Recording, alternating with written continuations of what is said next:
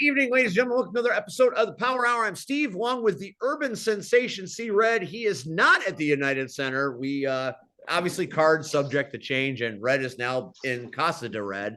And Rion Skills will be out long a little while, and we have a special surprise involving Cactus Rack that we'll reveal a little bit later on. But joining us tonight is the first person. Now, right now, everybody is very fond of me getting my ass kicked. You ask anybody, their favorite part of wrestling is when Steve gets thrown around. When Flash threw me over the top rope in the Rocket Rumble at RPW, everybody loved that. When I fight Aaron Stone on October 30th, people love that. They're coming to see me get killed.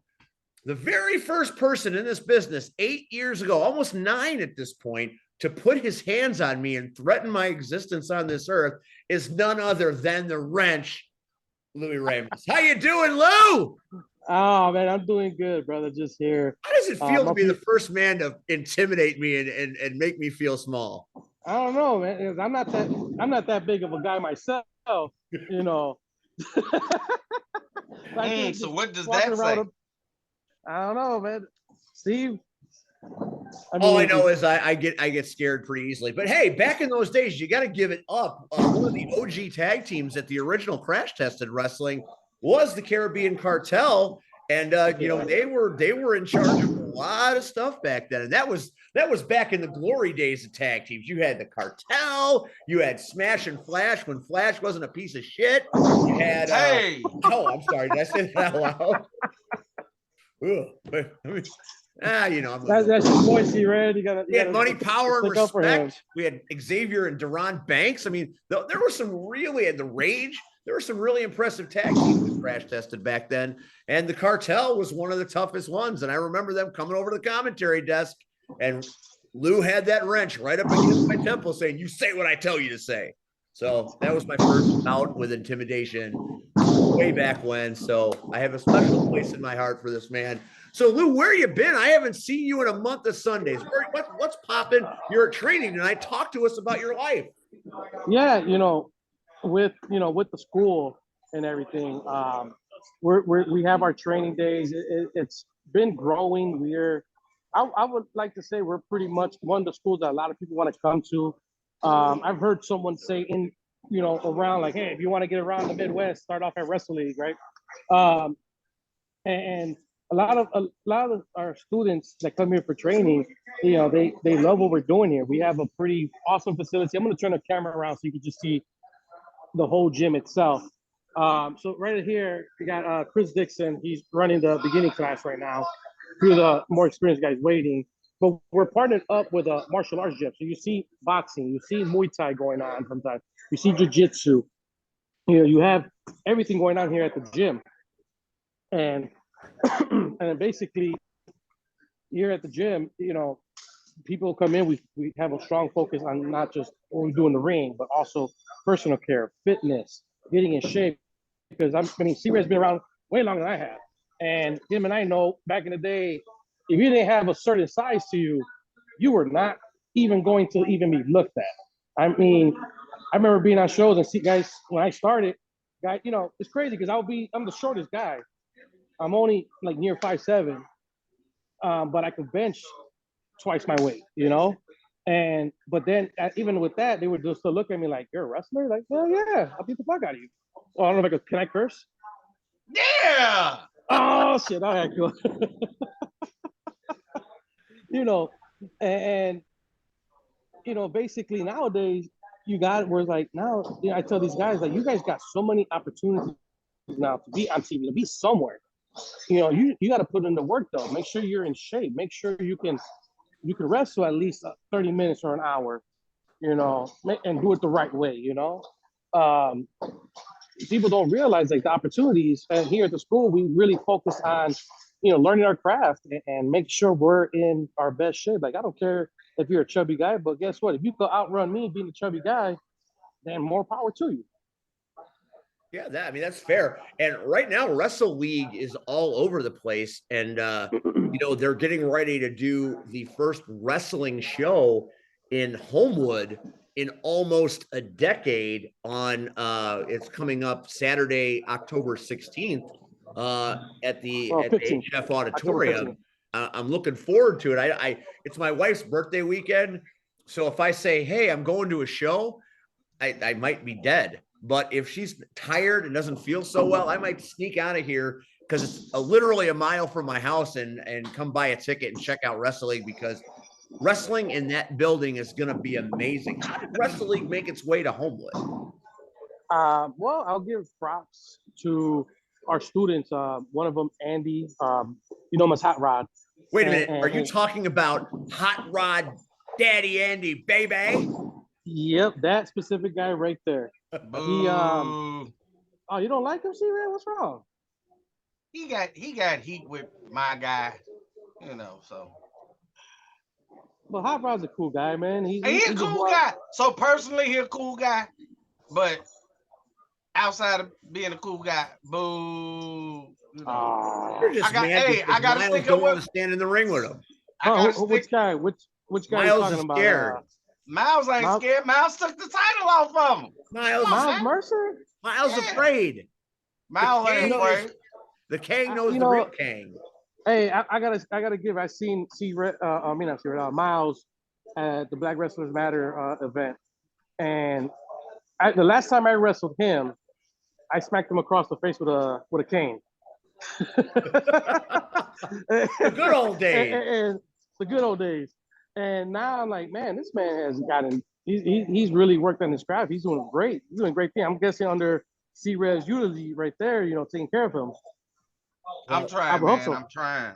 I mean, that's another guy that was a pre-show guy at Crash Tested, the original brand, a long ago. He would wrestle all the pre-shows, and now he's a main eventer all over the place. So a lot of the guys from our first run at Crash Tested are doing good things now.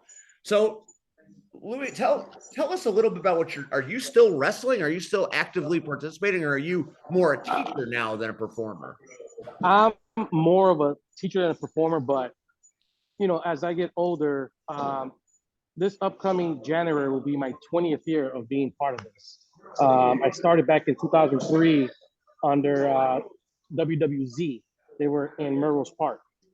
And the training, again, was so tough. I was training with guys like Adil, Slappy the Clown. I don't know if C-Ray remembers. You remember Slappy the Clown? Okay, that guy could work his ass off, but I don't know what the hell happened to him. Like, he just disappeared. I was getting ready to ask you the same thing. What happened? I don't know. He was from Central Illinois. That's all I got to say. Well, but somewhere down, he's somewhere south. Right. Yeah. And then in the past, I want to say the past few years, I've been dealing with a lot of like physical issues. Like, I've had like 3 different surgeries, torn shoulder, bicep tendons torn off, bursitis, had knee surgery last year. And last year in October, I broke my foot. So, I've just been dealing with a lot of physical stuff, and but I've been taking care of myself as I got older. That's the one thing when you start in this business, people don't realize you're young. You can do so much shit, and you don't have to worry about it. You won't be sore the next day. But then when I'm almost 40, I do a match. The next day, I'm like, damn, why is this hurting now? I didn't even do anything for that, and now this hurts. I feel that. I feel that everything you just said, I feel in spades on a daily basis. Yeah, and and then right now, like a lot of my students, they're like, "You want to wrestle? You want to wrestle?" Especially as I've been like working out, dropping weight. You know what? I'm thinking of maybe calling it when I turn 40, and just staying as a full-time trainer, or it depends. And I'm also not just taking any like bookings like that. That my body is the only thing I got. So I'm only gonna work with people that I'll do, like, of course, work for my company, do matches right there. And then specifically if they reach out and I I feel like, okay, I feel comfortable taking this booking, that's something I would do. But I'd rather stick with my guys, because my goal is not to like, oh, let me get myself over. That's definitely not for me. My goal is to get the guys over, the younger guys. And that's the reason why we have the school, because back in 2011, I came up with the idea with Chris Masakai and Iceman Tim Norton. And I told him, like, hey, I think she remembered the warehouse over there. I think it was shut down, or was like in that process. It was like some crazy stuff going on over there, Yeah. you know. And I was like, you know what? Why don't we open up a school? And Chris was like, you're crazy, bro. I'm like, oh well, fuck it, let's do something, because there's a couple of schools that are still around from back then, again, but it's very limited people. And then I was like, I'm gonna open a school. I remember Trauma when he heard about it, he was like, you're going to lose money, and I'm like, you're fucking right. but but you know what? It's something I love to do. Like I work hard for my money. I'm a teacher full time, and I was like, you know what? Let me do what I love. Like I like to tell people I'm blessed because I'm a teacher during the day. I love doing it. And there's days that it sucks because it's all the stuff that's going on with it, but I love it. And I get to coach wrestling, you know, and those are two blessings that I have. That's the reason why I still do it to this day. Like there's times I make money in the company. It's like, all right, let's try to reinvest back. Let's do this. Let's do that. There's days I didn't make shit, and I'm like, hey, I have fun. So it's easy to forget with all the trouble that you have during a given week or year. There's always something that could be better. But when you can take a step back and realize, like you just said, hey, you know what, I'm doing what I love to do, and that's got to count for something. Oh, that's amazing. That's a really great way to live. You and Red share that in common. You're both teachers. I find that interesting. Red, talk to him. I mean, let's do the teacher to teacher one-on-one. I want to hear about this. I want the inside scoop. What is there to say? You want me to give his roses now? Well, give his roses, but talk teacher. I mean, we all. We don't want. We are not on the clock. We are not getting paid. So we are not talking teacher to teacher. That's Red. Red's done. Teaching is not it's a job. It's a lifestyle. Ain't it though? Yeah. So here's a little. Nobody really knows this fact. He knows, of course. So the wrench taught my daughter in high school. Yep. So she was a smart student. I'll tell you that. She was always on it too. And it was so. First of all, he taught at my alma mater, which I was happy about. But then she comes, Daddy, do you know? And we ain't gonna give you a real name, and I was like, who? And she was like, they call him the plier. That's not true. Come on, you're making that up. I believe it. No, come on. I was like, she like started naming all these. I said, you mean the wrench? She said, yeah. I said, yeah, I know him. She said, he a wrestler? Yeah. I told him my daddy was a wrestler too. And he know you too. I said, everybody know your dad. I said, okay, what class is it? And she was like, Spanish. I said, I am going, and I reached out that night, didn't I? I said, if she fucks up in class, I don't want to wait for no parent-teacher conference. All that. I'm like, dog, hit me up. If she fucking up, I need to know about it. Because I'm trying to get her ass up out of here. So she did it. She was smart. She's smart. She did the work and everything. And knowing that he was there to support my child made me feel good. That I felt like it's one thing when you have a teacher and you feel comfortable as a parent that, okay, you know what? I believe this teacher is going to give the best education possible. But it's a double blessing when your friend can teach your child. You know your child is in great hands.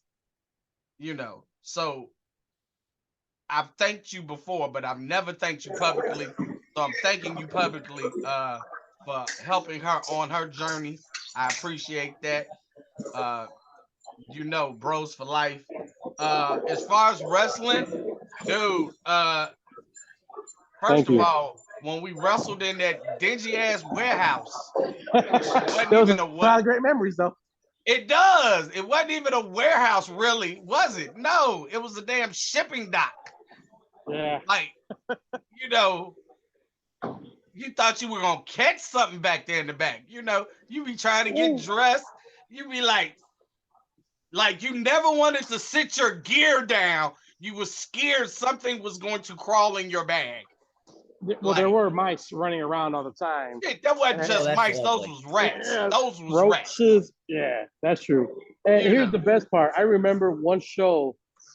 It rained, and you remember how there was the ring. The ring was kind of like in the middle of the little warehouse area, Yeah. and then behind you had so much space. It had rain and leaked in there, and it was a big old puddle on the other side. So during the show, we were like, "Hey, do not roll off to that side. We won't sit fans. We're gonna sit fans by the entrance, well, side mainly." I don't know what this person was thinking. They're in a match. They take a bump. They roll. They literally roll to the side where the puddle was at, and not even a puddle. It was like a mini lake. He dove into it while rolling out. Like, you fucking idiot! Now you're gonna bring that into the ring. It's gonna be musty as hell. You're gonna get that ring wet. And the rest of us got to try to bump the rest of the night without trying to get. Ugh. Yeah. I mean, that place was crappy as hell, but a lot of fun memories. Yeah, dude. It was what Bearwood Eagles Club is now, but in a non-fancier version. Yeah. Because I don't care who ran out of there, we always kept the crowd. I don't know how we did it. I would always be shocked, you know, like, damn, we got this damn place is packed. Like, okay, well, but me and the wrench, we have done a ton of shows together. One of the best guys to be in the ring with. Thank you. He is I hate to say this, but nowadays you have to. He is safe as shit. Like, I can trust him. Like, we can run something and I don't have to question, do I feel comfortable with it or not? So I appreciate that, Sierra, because it's one of those things where people like, and you see it where a lot of guys will like want to do. They want to do they want to take risk in a very dangerous way when it comes in the ring. And it's not calculated risk, right? It's these are things that are like, hey, we want to try this 450 splash to the outside through a table. And I have my students, they come with ideas to me. And I sit there and I'm like, all right, let's think about this. Let's look at it. Hey, Hot Rod. What's up, guys? Ladies and gentlemen, joining us as one half of our favorite power couple, substituting for Cactus Rack, you have the one, the only, and let's do it like we do it at the shows, Hot Rod Daddy Andy Baby! The man of many monikers. My friends call me Goose. They call me the Hot Rod Daddy, the Dunkaroo Daddy. My latest name take these days is the Rockets Pro Man. As you see by my sweet Elton John style sunglasses right here, Steve. I've got my Rocket Pro Man sunglasses on, but let me transform to the Hot Rod Daddy for this. Very sweet. Well, it's fun that you're here tonight, Andy, because obviously get well soon to Cactus Rack. We miss you, but tonight you've got your Wrestle League compatriot, and we were just about to talk about the big show Saturday, but you caught us in the middle of Red and the Roses, so I got to let Red continue to give the wrench the roses, because we've decided on this show that too many of us are dying and we say a lot of stuff nice about people after they're gone. So Red decided, fuck it, we're going to say nice stuff while people are alive to their face. So Red, keep giving the wrench the rose. What else can I say? You said he's safe, and in this day and age, that's something special. So the best part for me when it comes to the wrench is never in the ring. it's always when we're backstage. So we did a show, and I don't even know if you remember this. Years ago, it was at some Indian center or some shit. Oh, yeah. Okay, Yeah, I you remember. remember. Yep. And so the guy that booked the show asked, hey, I want to put the Soul Touchers on the show. Okay, well, you only got Willie and Marche. Jazz couldn't do the show. So they decided to put Willie in some other match, and they decided to do a tag team match. Me and Marche versus Backwoods and Trauma. And Oh, to God. this day, I am still upset because that was the day I was going to first do a dive. I was actually going to do it. And they asked in the middle of me getting ready, full speed throttle, I'm running. And all three of their ass said, stop. And I'm like, wow, the hell with kayfabe, huh? The hell with kayfabe, right? Just fuck it. Okay. But what was more memorable is hanging out with our guests, because we sat back there and we started roasting people. Like, there were people that you knew did not belong in a wrestling ring. We knew it. And we sat on those stairs and we started talking about these people. And then, oh my God, then it was a battle royal. And it was like, oh, Chris. We started Chris was cleaning house. Hey, Chris Masakai was giving back chops like there was no tomorrow. I'll tell you that. Like, there were two dudes. I don't know if they were twins or some shit, but like, dude, they were the most horrible workers ever. And like, they had a match earlier, and everybody was like, that match was so horrible. Like, no. So when it came time for the battle royal, oh my God, the Rich put it on him, baby. He took that forearm. He like, yeah. I was like, oh, good. Chop. All right. Next, let's go. That is the best part, though, hanging out with him, is that we would sit there and we would just share stories, share memories. Again, I've been doing it 20, he's been doing it almost 20, and that's the best part of this whole thing, that we're still able to do it. The difference is I'm still crazy enough, I still wrestle. That's true. I'm trying to take care of myself. I'm getting too old. Hey, trust me, there are a lot of people that will say, stop it. And I say that every Monday when I got to get up and go to work at their school, and I'm walking like I got hit by a car. And the kids, what's wrong with you? Don't worry about it. No, you know what? You remember Willie the Bomb? Even back then, he would always be like, ugh. He's still doing it. Everybody does that impression. Everybody does the Willie. That ain't changed. That ain't changed. You know, there's two things I remember about the Indian Center. Like, and one funny thing, in that Rumble, I remember, Willie's a big dude, and if Willie wanted a potato, he's going to do it. And somebody grabbed me. I think it was you who grabbed me. And I'm looking like, and Willie's going to the top, and I'm like, this guy's gonna potato me. Oh shit! I'm like, hey, what's he gonna do? I'm not getting told anything. He jumps, and he does the eye poke. That's Willie. But that's because we like you. Yeah, I know. Everybody doesn't get it. I can confirm that Willie does hit hard. Everybody doesn't get that treatment. But that's what I'm saying. That's what makes you who you are. Oh man, dude, I have respect for, of course, for your career path. I admire you. Hell, I even sent you a student, didn't I? Yeah. I don't know how he doing. I want to test him out, see if he up to par yet.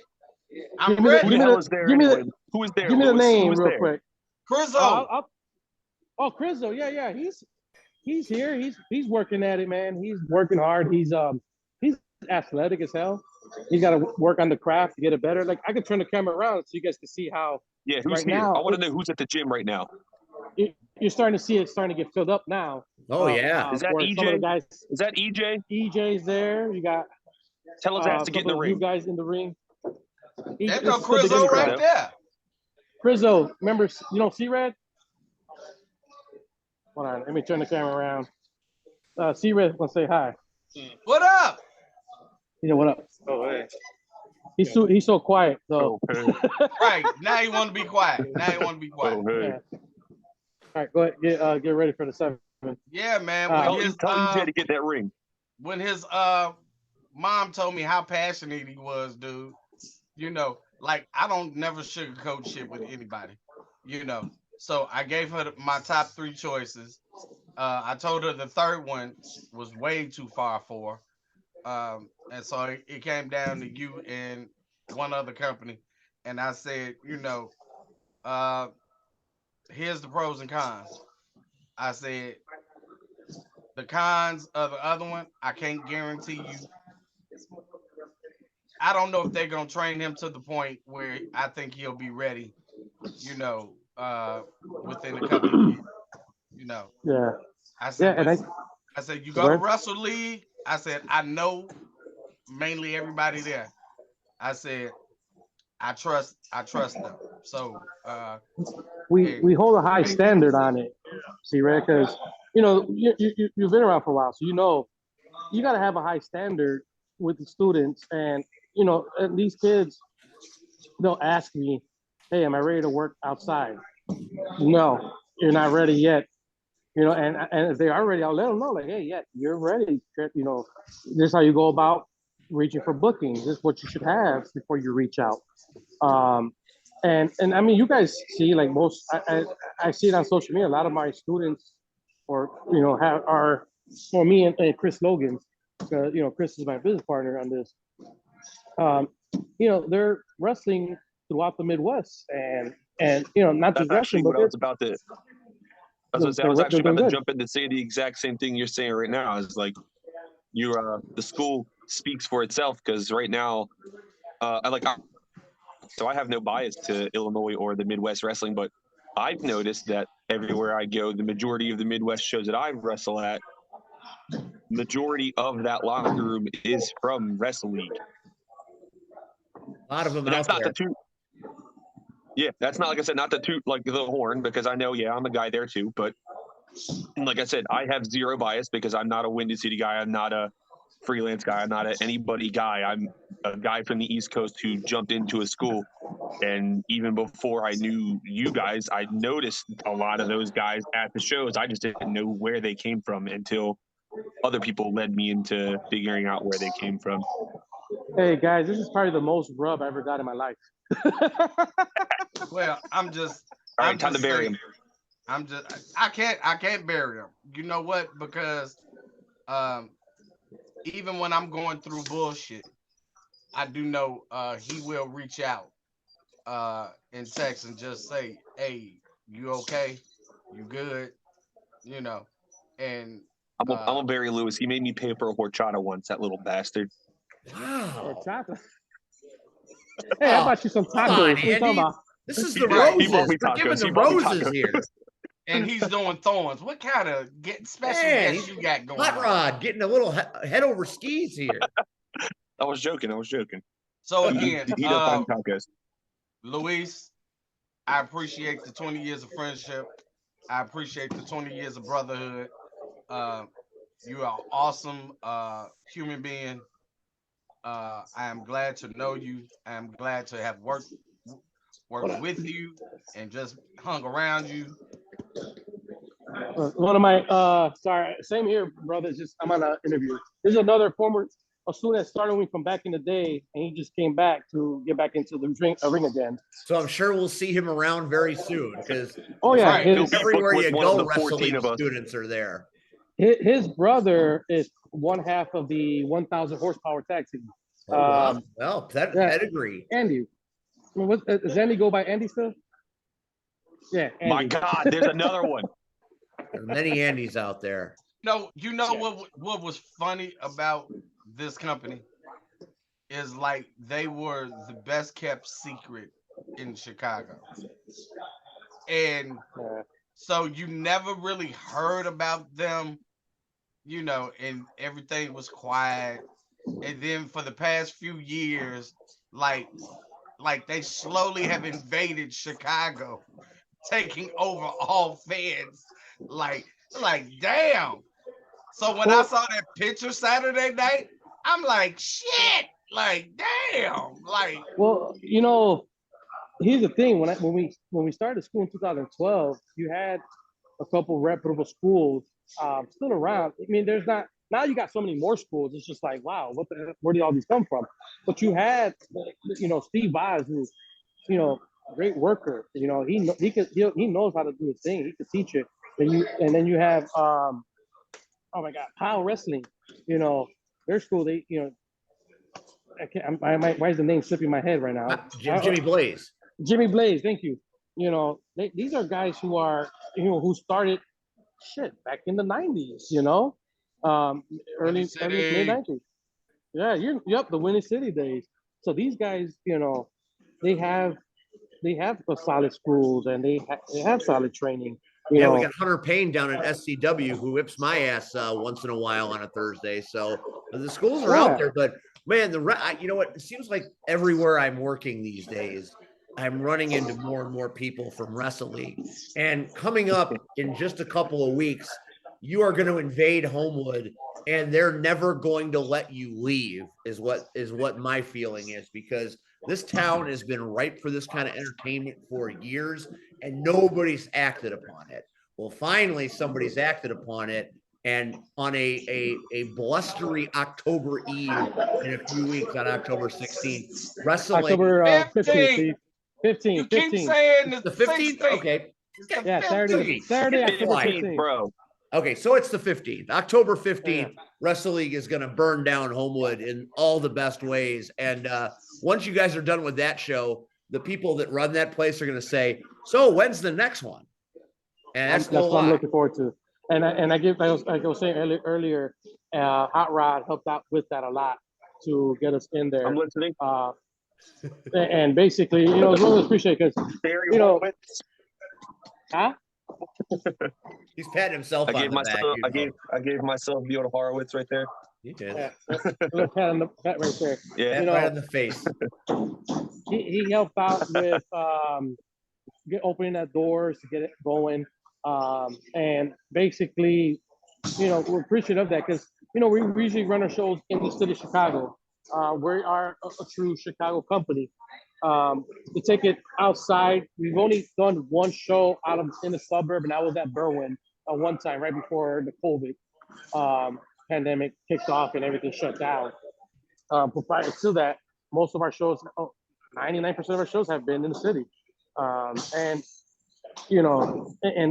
start expanding like that is something that is pretty awesome to do. It tells a lot about, like, hey, you know what, you're doing something right with the company, with the school, with doing shows. Because again, there's promoters out there, there's owners out there, there's wrestlers who have way more knowledge than me, and they're doing solid. If we're doing this and we're able to expand, I'm guessing something's going right. I guess something's going right. That's all I can really say. But I'm a firm believer, like, if you got to do right in order for right to come to you, if you do wrong, easily the tables could turn and something's going to bite you in the ass. That's fair. It's very important to do right, I feel. Try your best, be the best you can, try your best, be respectful to everybody. Sometimes I see online some of the drama that kicks off, and I'm just like, why is this happening? Like, what the hell? We don't need that. We got all of us, we're all on the independent level. None of us are in WWE. And now, guys, all of you guys have the chance now. And C-Rev was talking about earlier. C-Rev was saying, a lot of these guys have the chance now to make it further. Do you really want to put yourself in dirt before you make it that far? Like, come on. That's like one advice I want to give to the kids is, like, work hard, be humble, be respectful. and just try to avoid drama. Because if you can avoid as much drama as you can, if I like as a promoter, I'll be like, you know what, I like this guy. Might be not the greatest wrestler, but he works hard. He's trying his best. Let's bring him on. Let's see what he can do. You know, and that's always been the model. Like, hey, this is the place to if you want to be a pro wrestler, and this is your dream. If you come in to be non-dramatic, you can make it work. Look at the red. Always teaching. Hold on 1 second, guys. Hey, guys, say hi real quick. This is the car. This is C-Red, Steve, and Hot Rod. It's Who's in that ring? always see red.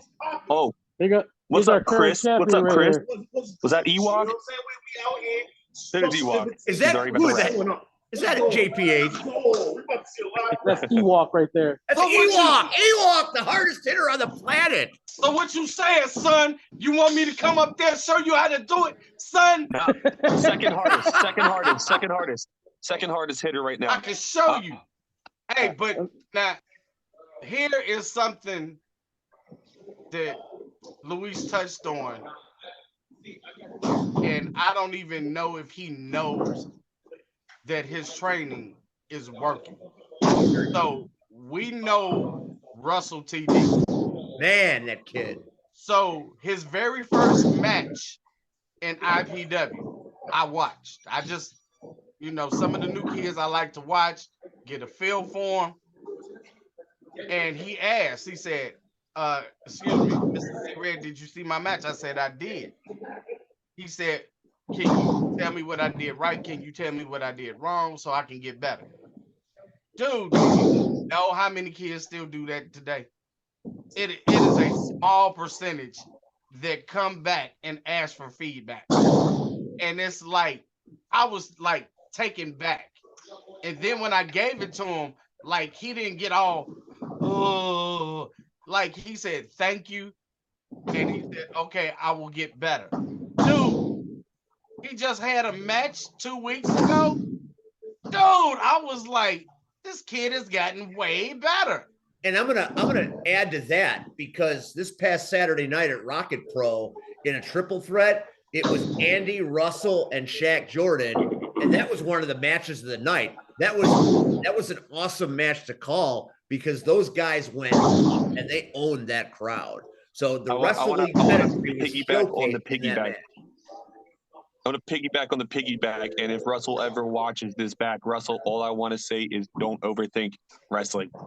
Like, it tends to be the thing that a lot of new wrestlers do when they come in. They want to know every single beat of the thing, but you don't have to know the entire beat of the song to understand the song. You just need to know the chorus, the verse, and the ending to know that the match is going to be good. If you know those parts, your match is great, man. So if you ever watch this, Russell, don't overthink it. I told you this like 12 times, bro. But you got it. If you don't overthink it, you always do great. I want to add that Shaq Jordan is also another one of our students. Shaq is a bad man. And Andy is a bad man, and Russ was a bad man. I want to show a clip real quick. Let me give you a clip. Here's a 4-second clip of Russ TD killing humans. I seen this. Can't get it. Come on. Bam! Down goes Shaq. Down goes Shaq. That kid. That was something I was going to bring up. And he hit you with one, Andy. Don't say he didn't. He hit you too. Oh yeah, no. I was going to bring one. I was going to bring other stuff up too. Well, another thing. A note to Shaq. Damn you, Shaq, for making me the high flyer of that match, by the way, bro. I have never jumped so much in my life. I was flying around all over the place. But yeah, I don't know, put over Wrestling with Unicorns real quick. If you see on their TikTok, I think, Russell's spear right there, it's got like, 38,000 views on it or something like that. So again, it's just more eyes.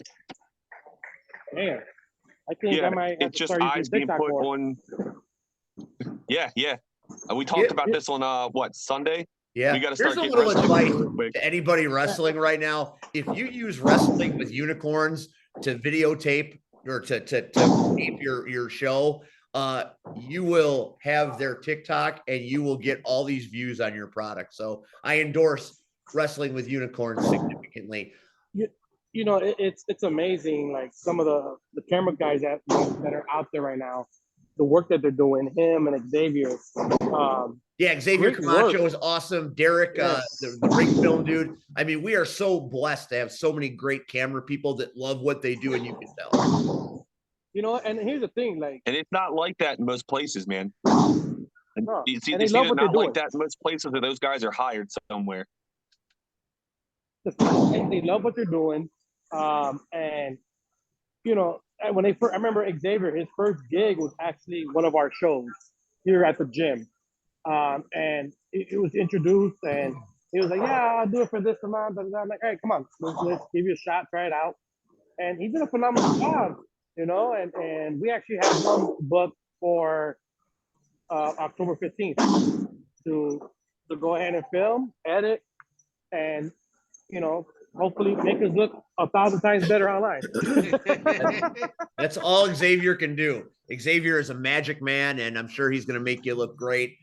We can see a Chicagoland Championship Wrestling on Amazon Prime and some of the work he did from when we did that show a year ago.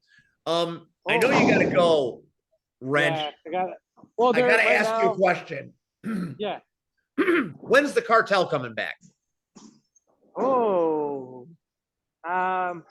Well, the original cartel, I mean, I know Massacre is pretty much retired from actual action. I've been pretty much doing the shooting here. I've been working a baby face for the past few years. But for October 15th, me and the Hot Rod are going to be tag teaming together to take on two opponents who we'll see on that day. I am now officially Rod has referring to that as officially joined the Cartel cartel. 2.0. I'm the cartel daddy now. Cartel. I've got Yeah, another moniker. sorry. Let's You go. have to be a real badass to be cartel. Yeah, It's, Cartel. Ooh. Cartel don't Like- play. Let's put it this way. Y'all don't All those even years ago. know. Unleash the hot rod. I'm telling you. Uh, That's all one I second. ask everyone to do What happened, guys? is let me loose. 5x5, the lifts, yes.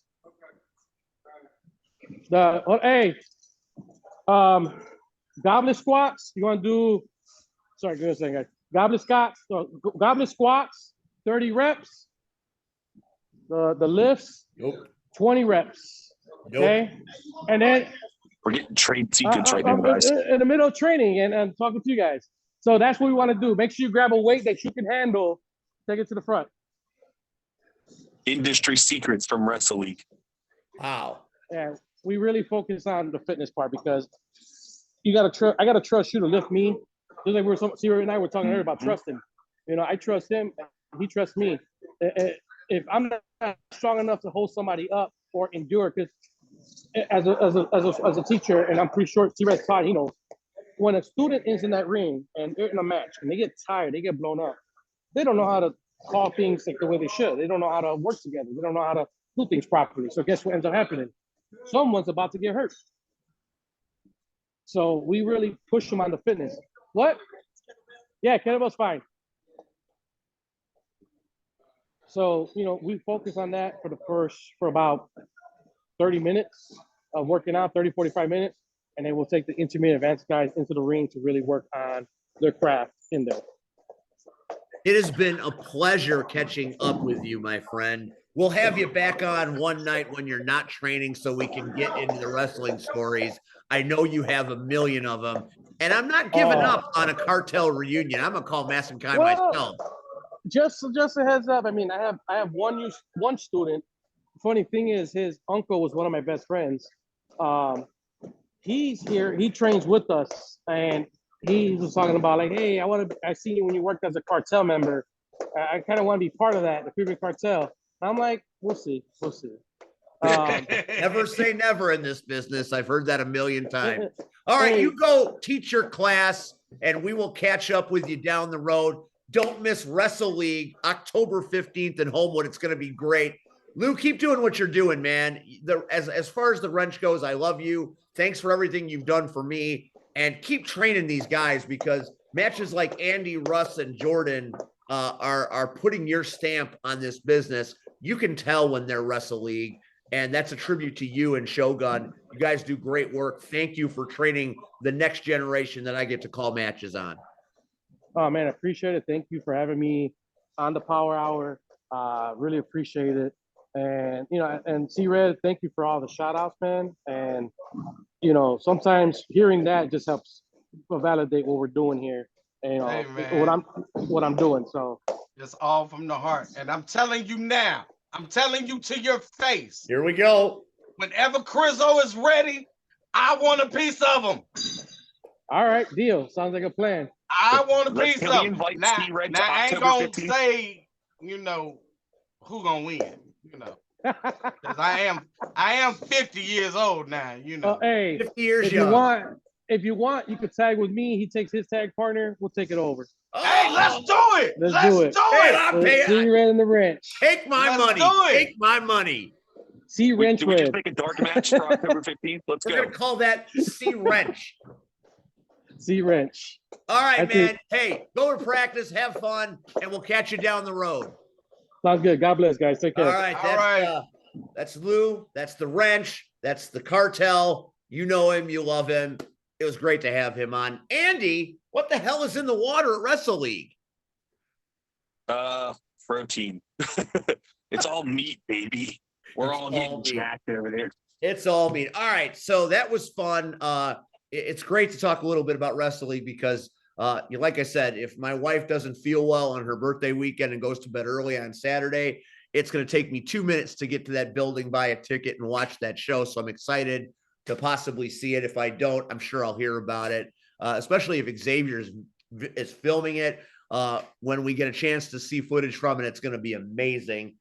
And Andy, he gave you the props before he came on. He said you were instrumental in getting Wrestle League to Homewood in that building, as well as obviously the Knockouts.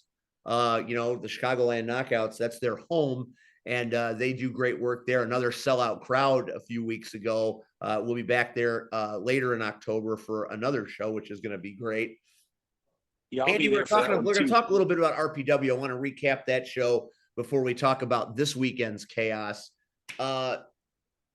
Literally one of the most entertaining matches on the card that night was the triple threat to qualify for the Rocket to the Top briefcase match at Harvest Havoc.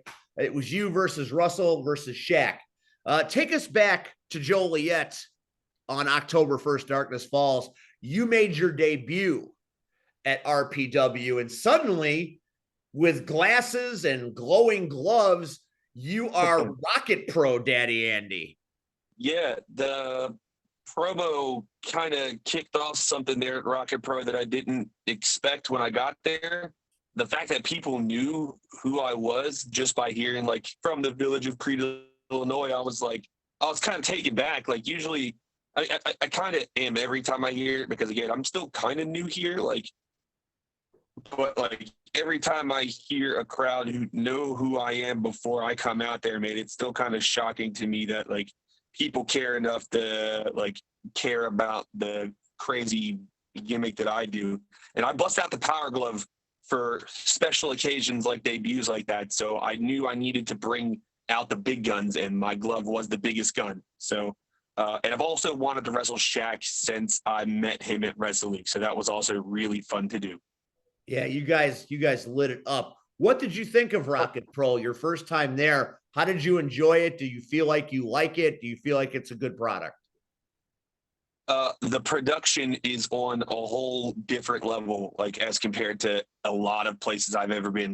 The production of that place and how they run it, is just insane. It felt like I was on a WWE like a house show. If they were inside of a smaller capacity arena, it felt like I was on that kind of show. The energy backstage for the people, the way they operate with all their guys and how they function, and then just getting out into that ring and just kind of feeling the vibe off of everyone. It felt like I said, it felt huge. It felt way big. Also, how about that crowd? One last thing. Oh, God, the crowd was hot. I was going to mention the fact that I just realized I've wrestled Russell for the last 3 weeks. I didn't even think about that. I've wrestled Russell for almost a month straight now. He's been my match every month. But the crowd there was absolutely nuts. was signing people's, like, people had signs for me, man. Like, there were signs, and I was, again, not expecting that. I was signing things for people. I passed out Dunkaroos. Dunkaroos always get over, but like, even the smallest little bumps Shaq or me or Russell took in that match, or anyone for any match for that matter, like, the crowd was just eating everything up. Like, they were just, they made that show, like I said, they made that show huge. That show felt huge. It was a hell of a show. It's kind of become Rocket's WrestleMania to a certain extent. I mean, last year that was the return from the pandemic. It was their first show in a few years, and the feature match was Logan versus Marche in a last ride match, and that's when Marche kind of changed the way he conducts himself at Rocket Pro. And C Red owes me some money.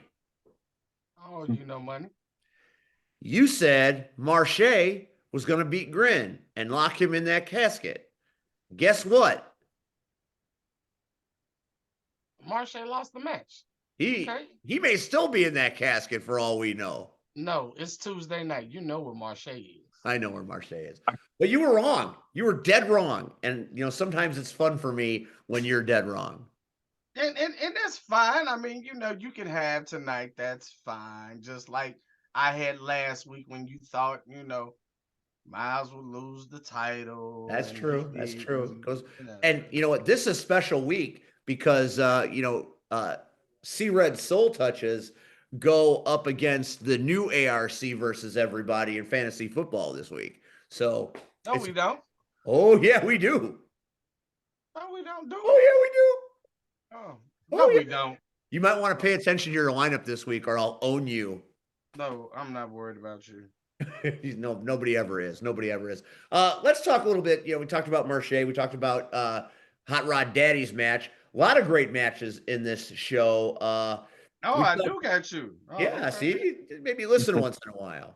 Your That mind. Marche match was wild, by the way. They were everywhere and outside the building. That match was crazy. Hold on, pause. You say I need to check my lineup. You need to check your lineup.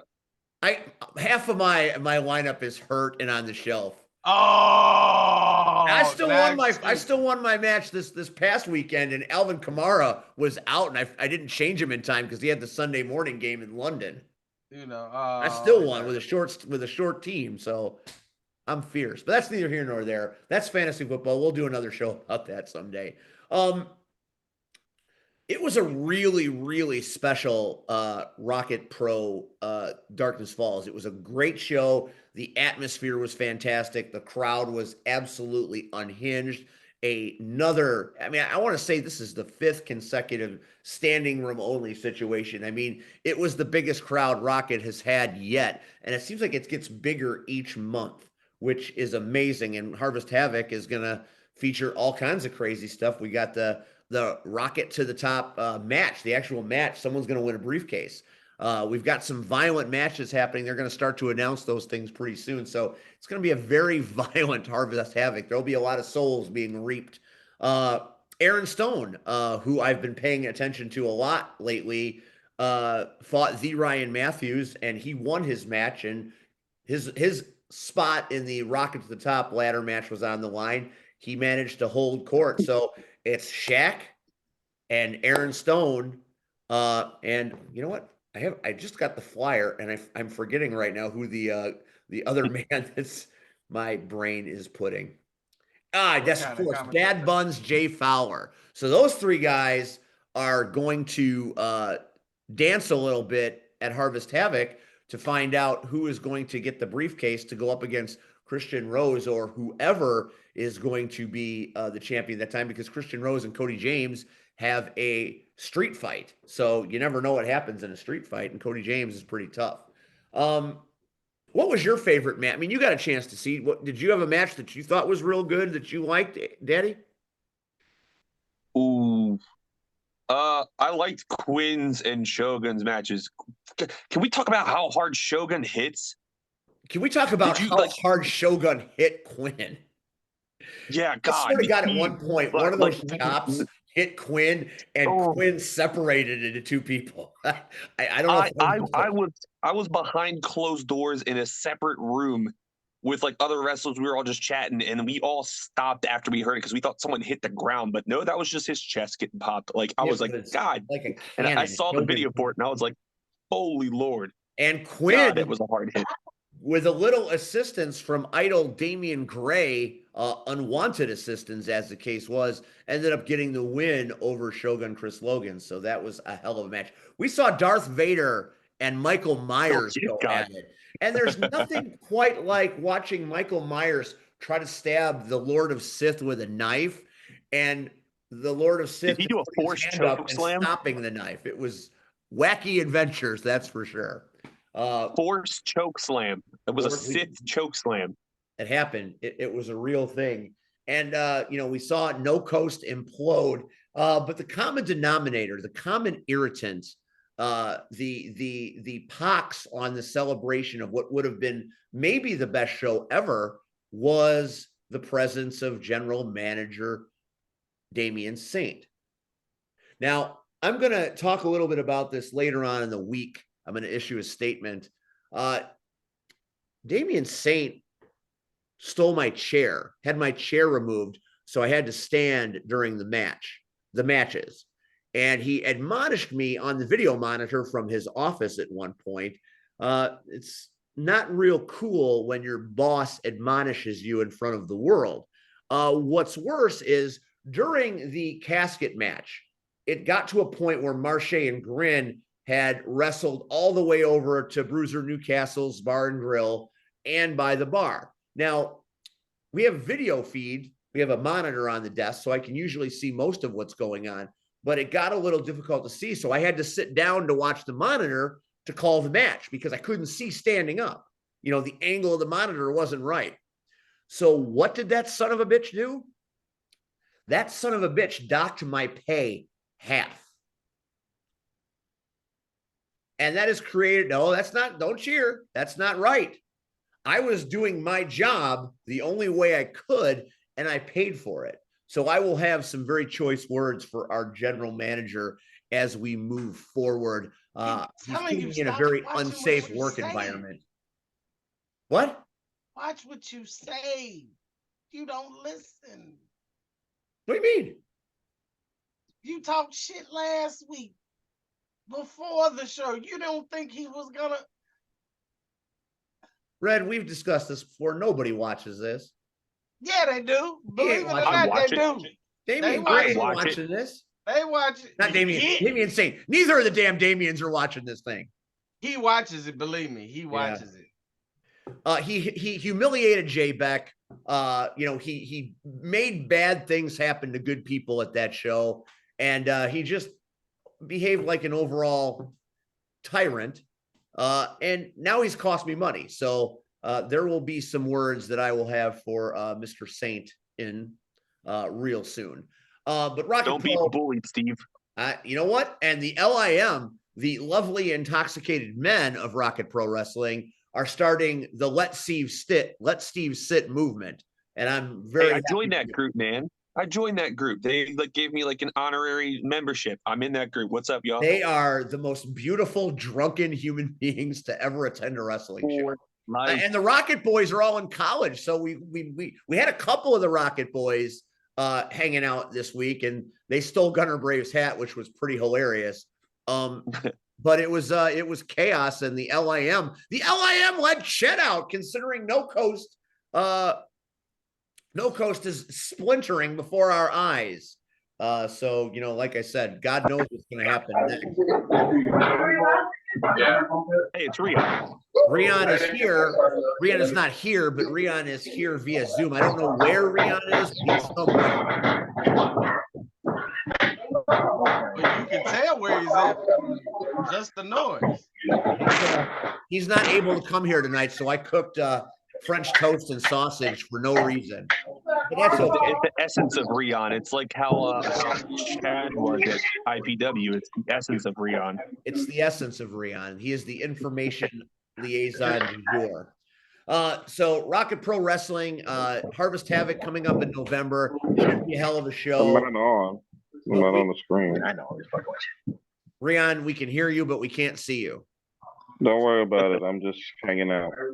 Rion's just hanging out. Rion, say hi to our special guest co-host this week, filling in the other half of the Power Hour power couple. Hot Rod Daddy Andy is taking Cactus. Whoa. That's what happens when you miss the production meetings. Yeah, because that's what we have is production meetings. That's what happens. I miss them too, man. And the wrench says hi.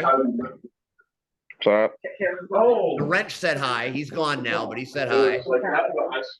he left already? I'm Yeah, sorry. he's doing his own training tonight, so we only had him for the first 45. Yeah, I'm dealing with a bunch of stuff. I couldn't sign in right away.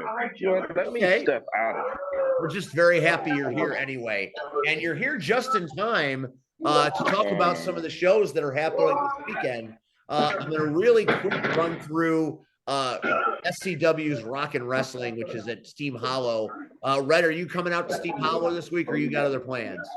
Dreamwave, baby. Dreamwave. Oh, that's right, Dreamwave. It That's is right. trick or treat, baby. You and Aaron Xavier leaving SCW to go do Dreamwave. Yes, indeed. I've heard about that. Okay, so Ooh, this what could be we a got, busy October, guys. By the way, this is Say gonna be a again, very Andy? busy October. This is gonna be a very busy October for the Midwest when it comes to wrestling. is Jed training? Because I don't know if anybody wants to see Jed fight. I know they don't want to see me fight, but Jed, that'd be even worse. Where did you get Jed training from? Didn't you see Jed going into the ring there? What? There Jed, he get out of is. the ring! What are you doing? Where's your brother, damn it? It's conspiracy. He can't hear you. I know he can't hear. It's all right. So Saturday night at Steam Hollow, SCW presents Rock and Wrestling with Shock to the System. We've got a lot of things happening. One member of the ARC, actually two members of the ARC, are going to show up and be heard from at this show. I mean, the leader's not going to be there, but two of his minions will be, as Renee Van Peebles takes on Nikki Nix in a return bout. And then I saw that Miles Mercer is wrestling Hunter Payne for the title, and you're not going to be there? Coach, say it ain't so. Hey, You piss don't off, need Miles. me. Piss off. You don't Stop need skirting me, Miles. We will mute you and cut you off.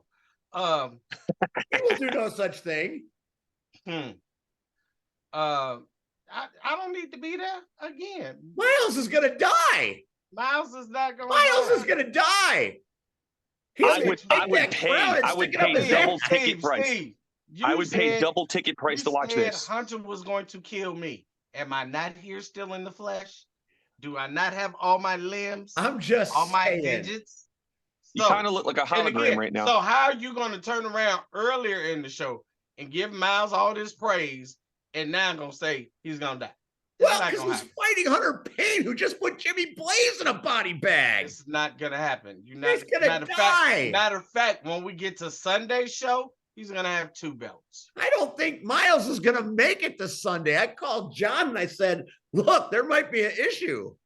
It's no issue. Ooh, You wait. might have to we're call gonna- Shaq Jordan and have Shaq Jordan fight Andy, because No. I don't know Miles is going to make it. He'll be there and he'll be fine. Dead is what he's going to be. So I would pay double Do ticket you price to think watch I'm that going match. to send my army out without a plan? Come on. No, you typically have a plan, but I don't know how you plan for Hunter Payne. Just like I planned when I turned on him. Yeah, you're still going to pay for that in spades. It just hasn't happened yet, but it will if you It ever ain't show up gonna to happen. SCW again. Do I look like I'm worried We haven't about seen you in a while. Oh, When you I'm coming busy. home, man? I'm busy. When you coming home? I am home. What the hell? What are you talking about?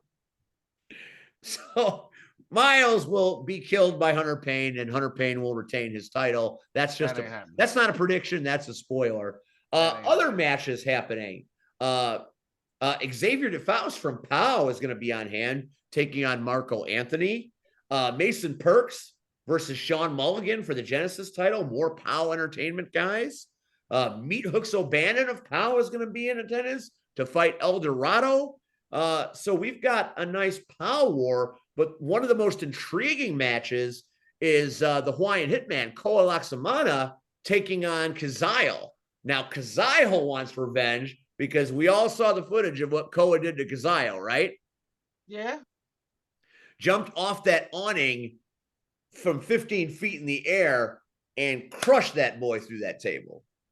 But he So, didn't kill him. He didn't kill him, so we're going to have a return bout. Rock and Wrestling, if you've never 20 been to feet one of these next shows, time. say it again, Andy. 20 feet next time. Maybe 20. Maybe you got to get out there, Andy, and up the stakes a little bit. But if you've never been to a Rock and Wrestling show at the Steam Hollow Brewery in Manteno, it really is a different kind of night because you get the wrestling action, you get a couple of matches, then you get a nice set by Shock the System featuring Two Fingers. And they rock the house. They play all the hits. And then you get two more matches. And then you get Shock the System. Then you get the finale. Then Shock the System closes the show. So not only do you Wait, get there's karaoke at this? you can sing with them if you want to. Bro, if you've never seen Shock the my System, God. People What do you- have Go on literally stage and discovered sing. lately that I am. People have literally discovered lately that I used to be a singer. I want to sing, bro. God damn it. I want to sing, bro. I'll have to come out to one of these shows one day with y'all just to see when I'm off. Andy is a singer as well as Andy's just a very versatile player in this try to be, man. life. So if you've never been to an SCW show, I suggest you come check it out. The beer at Steam Hollow is tasty. There will be fine concessions by Mama Payne and her entourage. So check us out this Saturday night. Doors at 6, bell time is at 7 at the brewery. It's a nice indoor. It's a great place to see a show, hang out, chill. Some of my friends are coming out to watch. It's going to be Halloween themed, so God only knows what's going to happen. But SCW, Rock and Wrestling this Saturday night. And then we move on to Sunday. You can't move on to Sunday. First of all, it is an insult that you are passing up.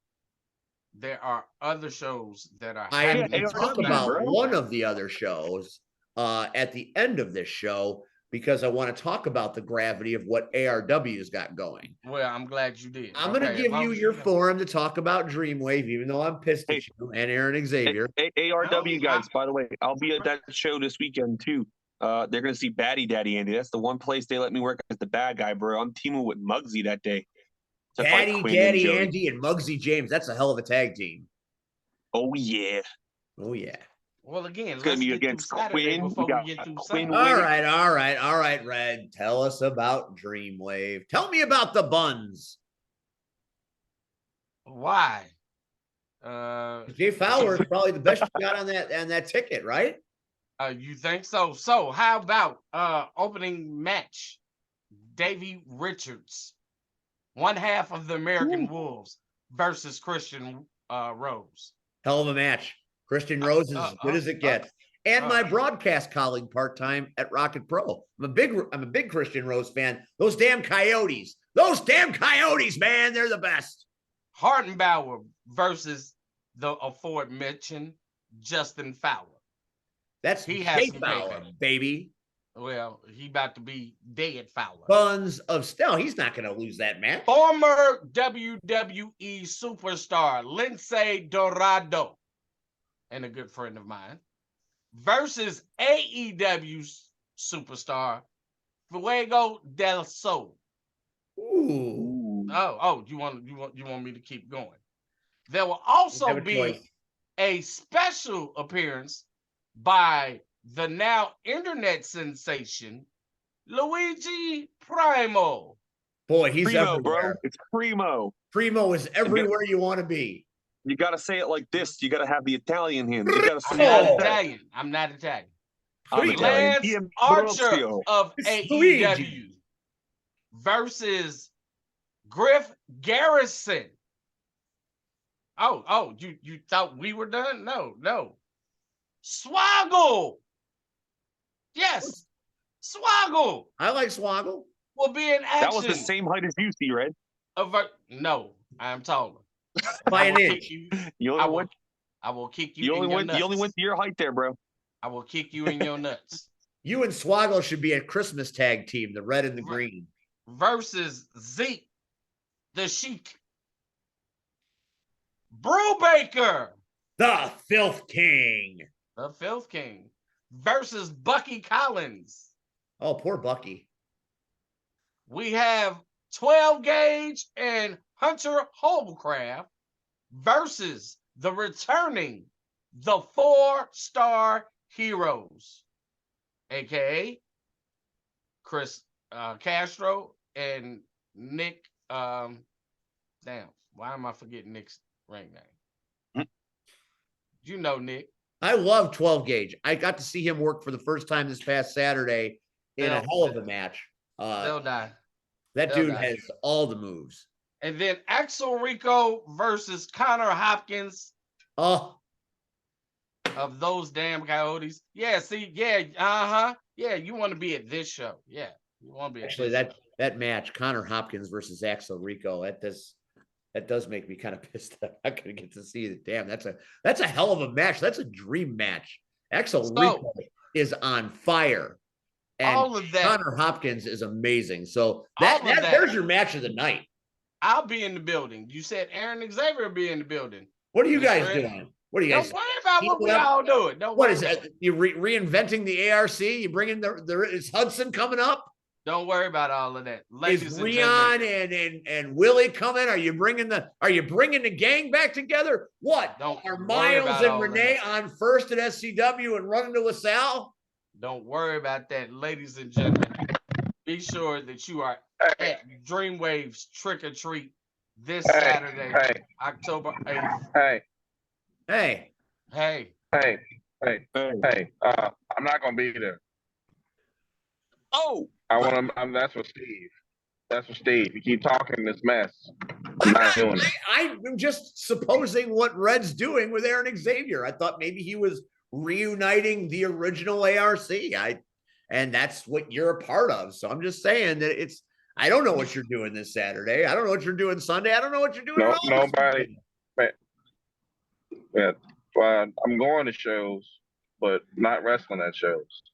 People don't want to see me wrestle, man. That's not true. Get that out the way. That is false. I actually watched you at Rocket Pro, Rion.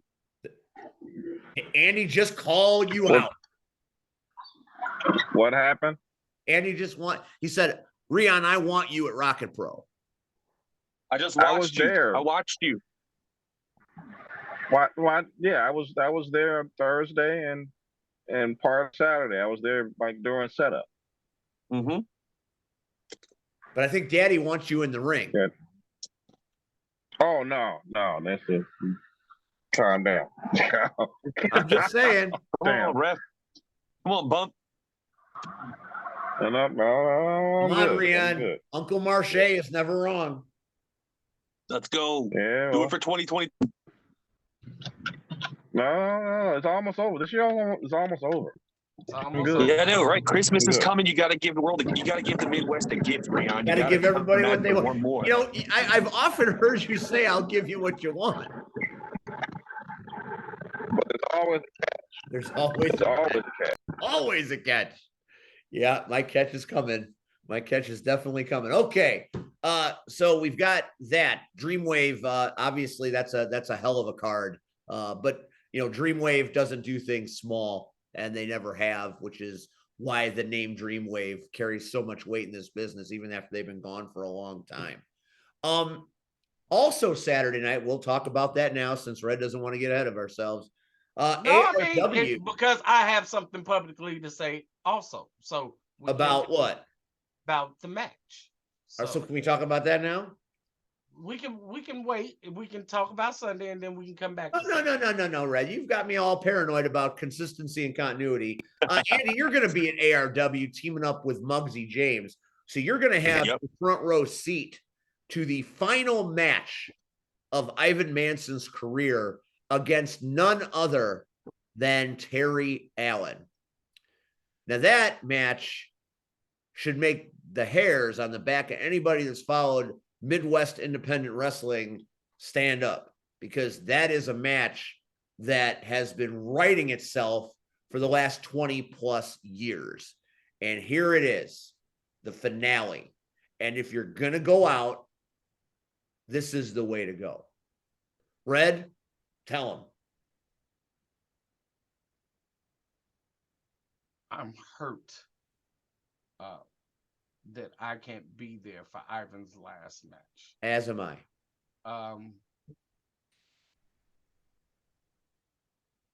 Terry and Allen have been nothing but the big brothers in wrestling that I needed so much. I joke with Ivan all the time. I'm sure you've seen the pictures all week long.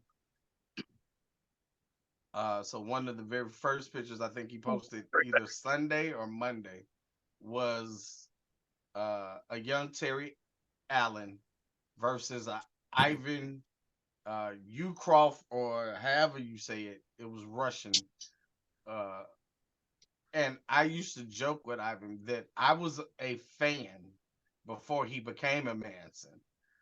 So I saw the whole Russian gimmick. I wonder if he's going to bust the Russian gimmick on Saturday. Wouldn't that be awesome? No. Come on.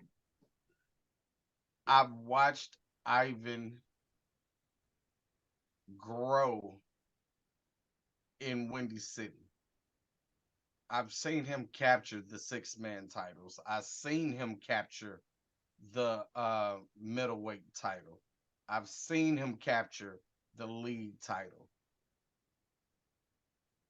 I seen it in person or I held the cassette.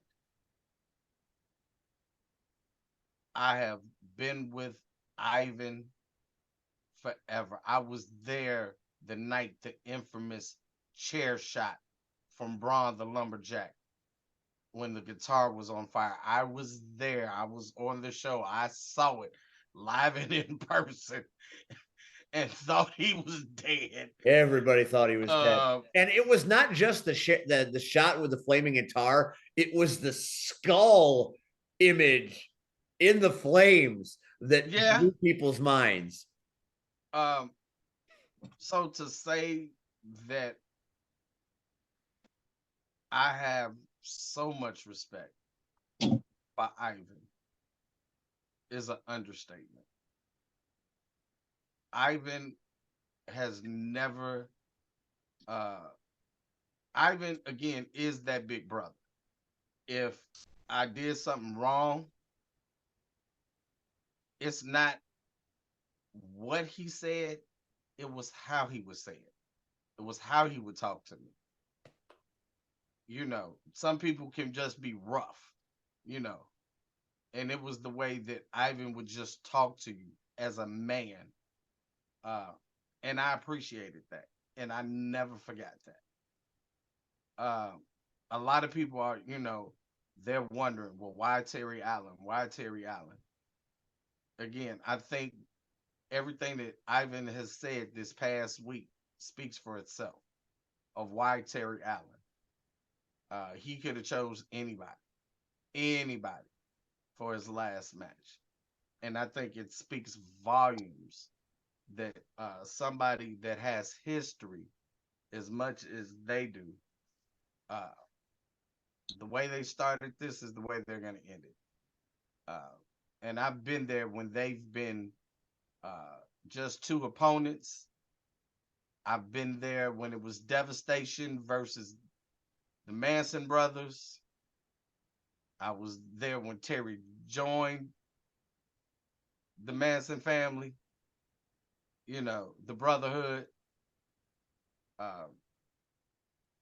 So I think this match is befitting. It is heartbreaking that I can't be there.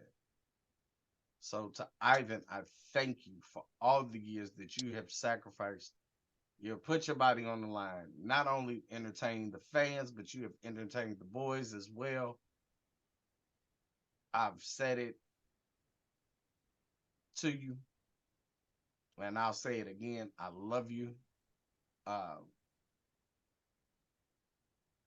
hate to see you walk away, but I understand that there's a time and a place for everybody to do so. Maybe one day in this thick skull of mine, I'll finally come across that notion, but I wish nothing but the best to the Mad Dog, Ivan Manson. And I know you and Terry will put on one hell of a match Saturday night. It's the end of an era. It's anytime a legend like this decides that he's gonna step away, he says retirement. We'll see.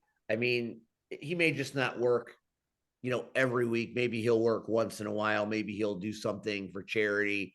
I have found out recently that the R word is something that's not to be trifled with.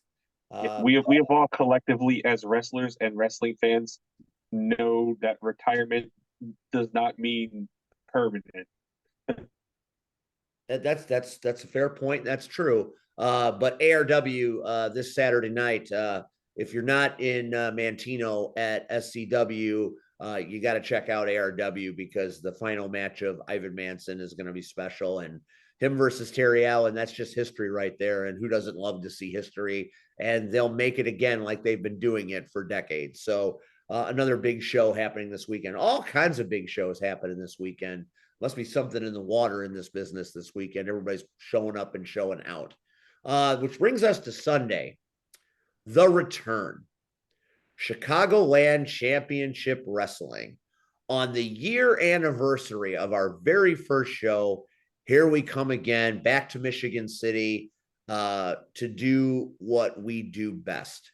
And Mr. Bullard, the man is probably the most thoughtful wrestling promoter I've ever worked with because he is 35 steps ahead, seemingly at all times. And he has assembled a card that has every style of wrestling you could want to see in one place. It's like the Whitman chocolate sampler platter. There's something in this show for everybody.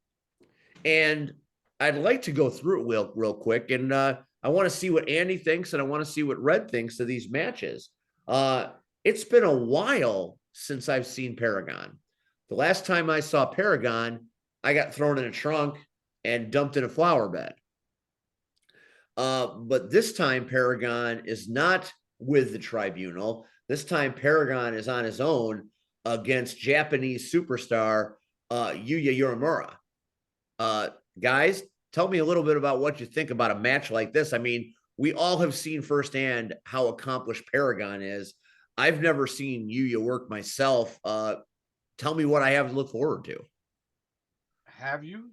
Yuya is quick and he hits extremely hard.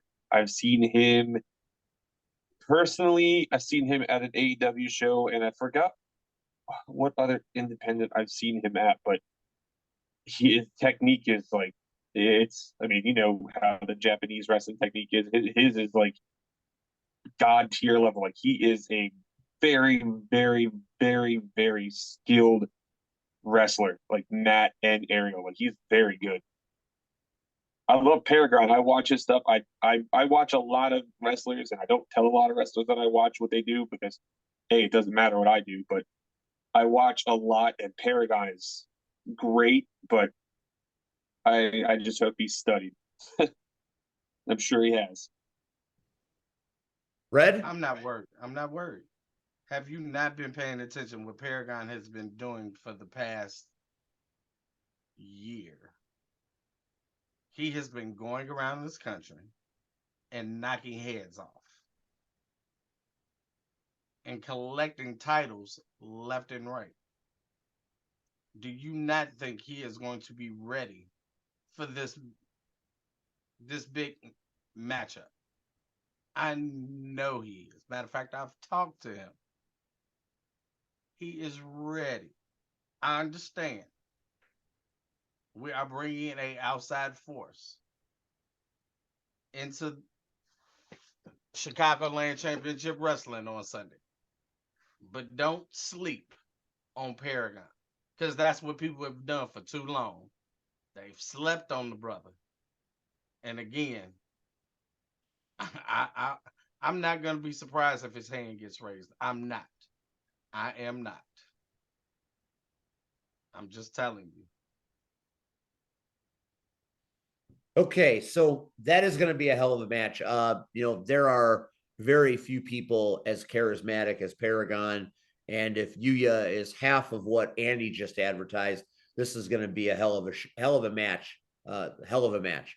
We've got the Outrunners, which is a team that kind of lends themselves to the Andy way of doing things, taking on Youth Gone Wild, and it kind of reminds me of an old school WWE match from the 80s, because you've got Youth Gone Wild, very clearly a throwback to Demolition and the Road Warriors and teams like that.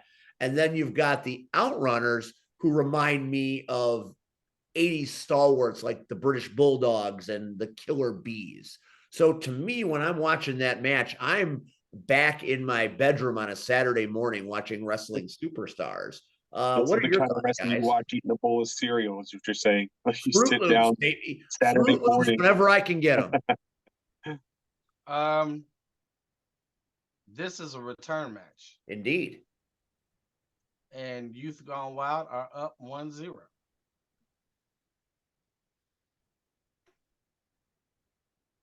I like to say this would be 2-0, but time has passed, and Youth Gone Wild has still wrestled, and Youth Gone Wild has still put footage out, right? Right. You've given the opposition nothing but time to study you constantly. You've given them nothing but a year to study where the mistake was before the last match, right? That's fair. This is a torn toss-up, so I can't just fully say this is going to be Youth Gone Wild.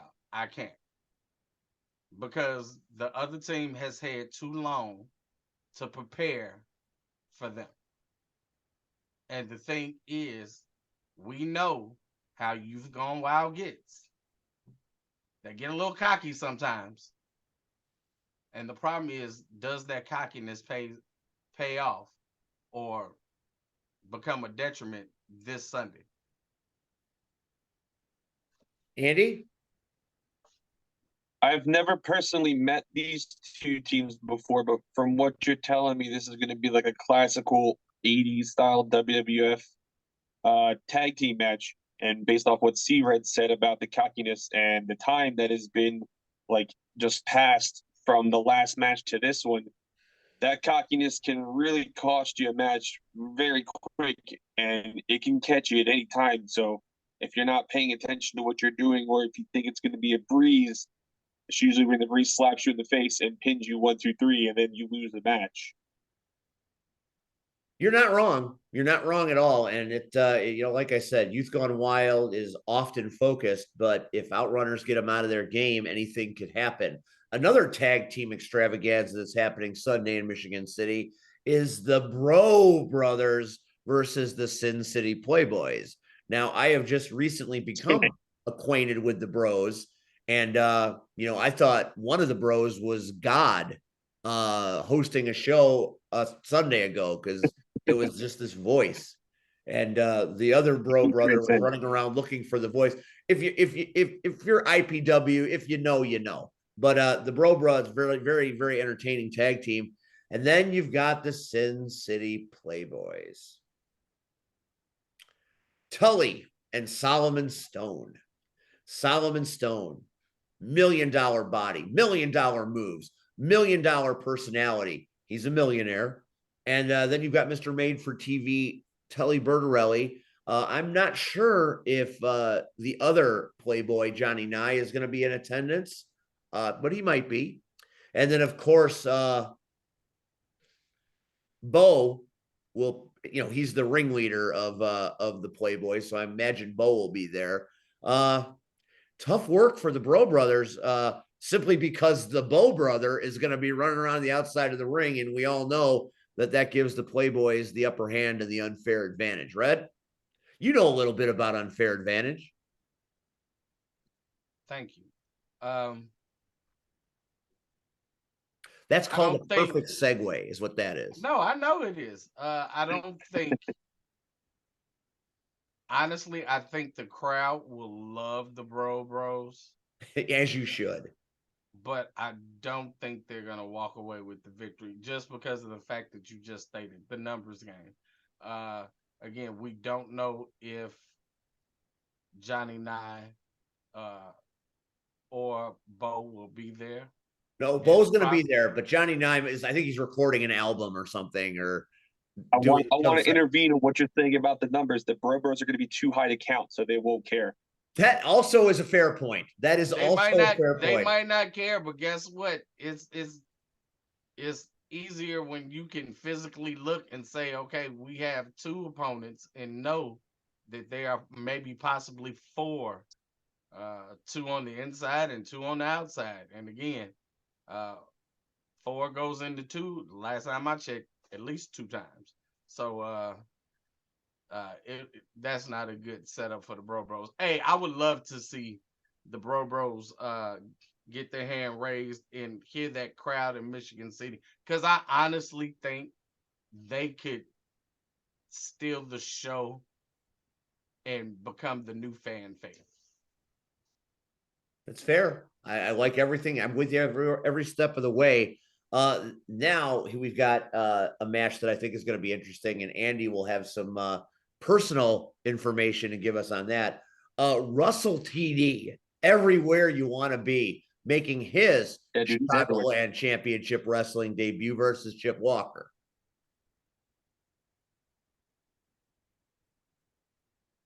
Andy? Oh, you paused for a second. I thought the screen froze. No, I paused because you're the expert on Russ TD. Yeah.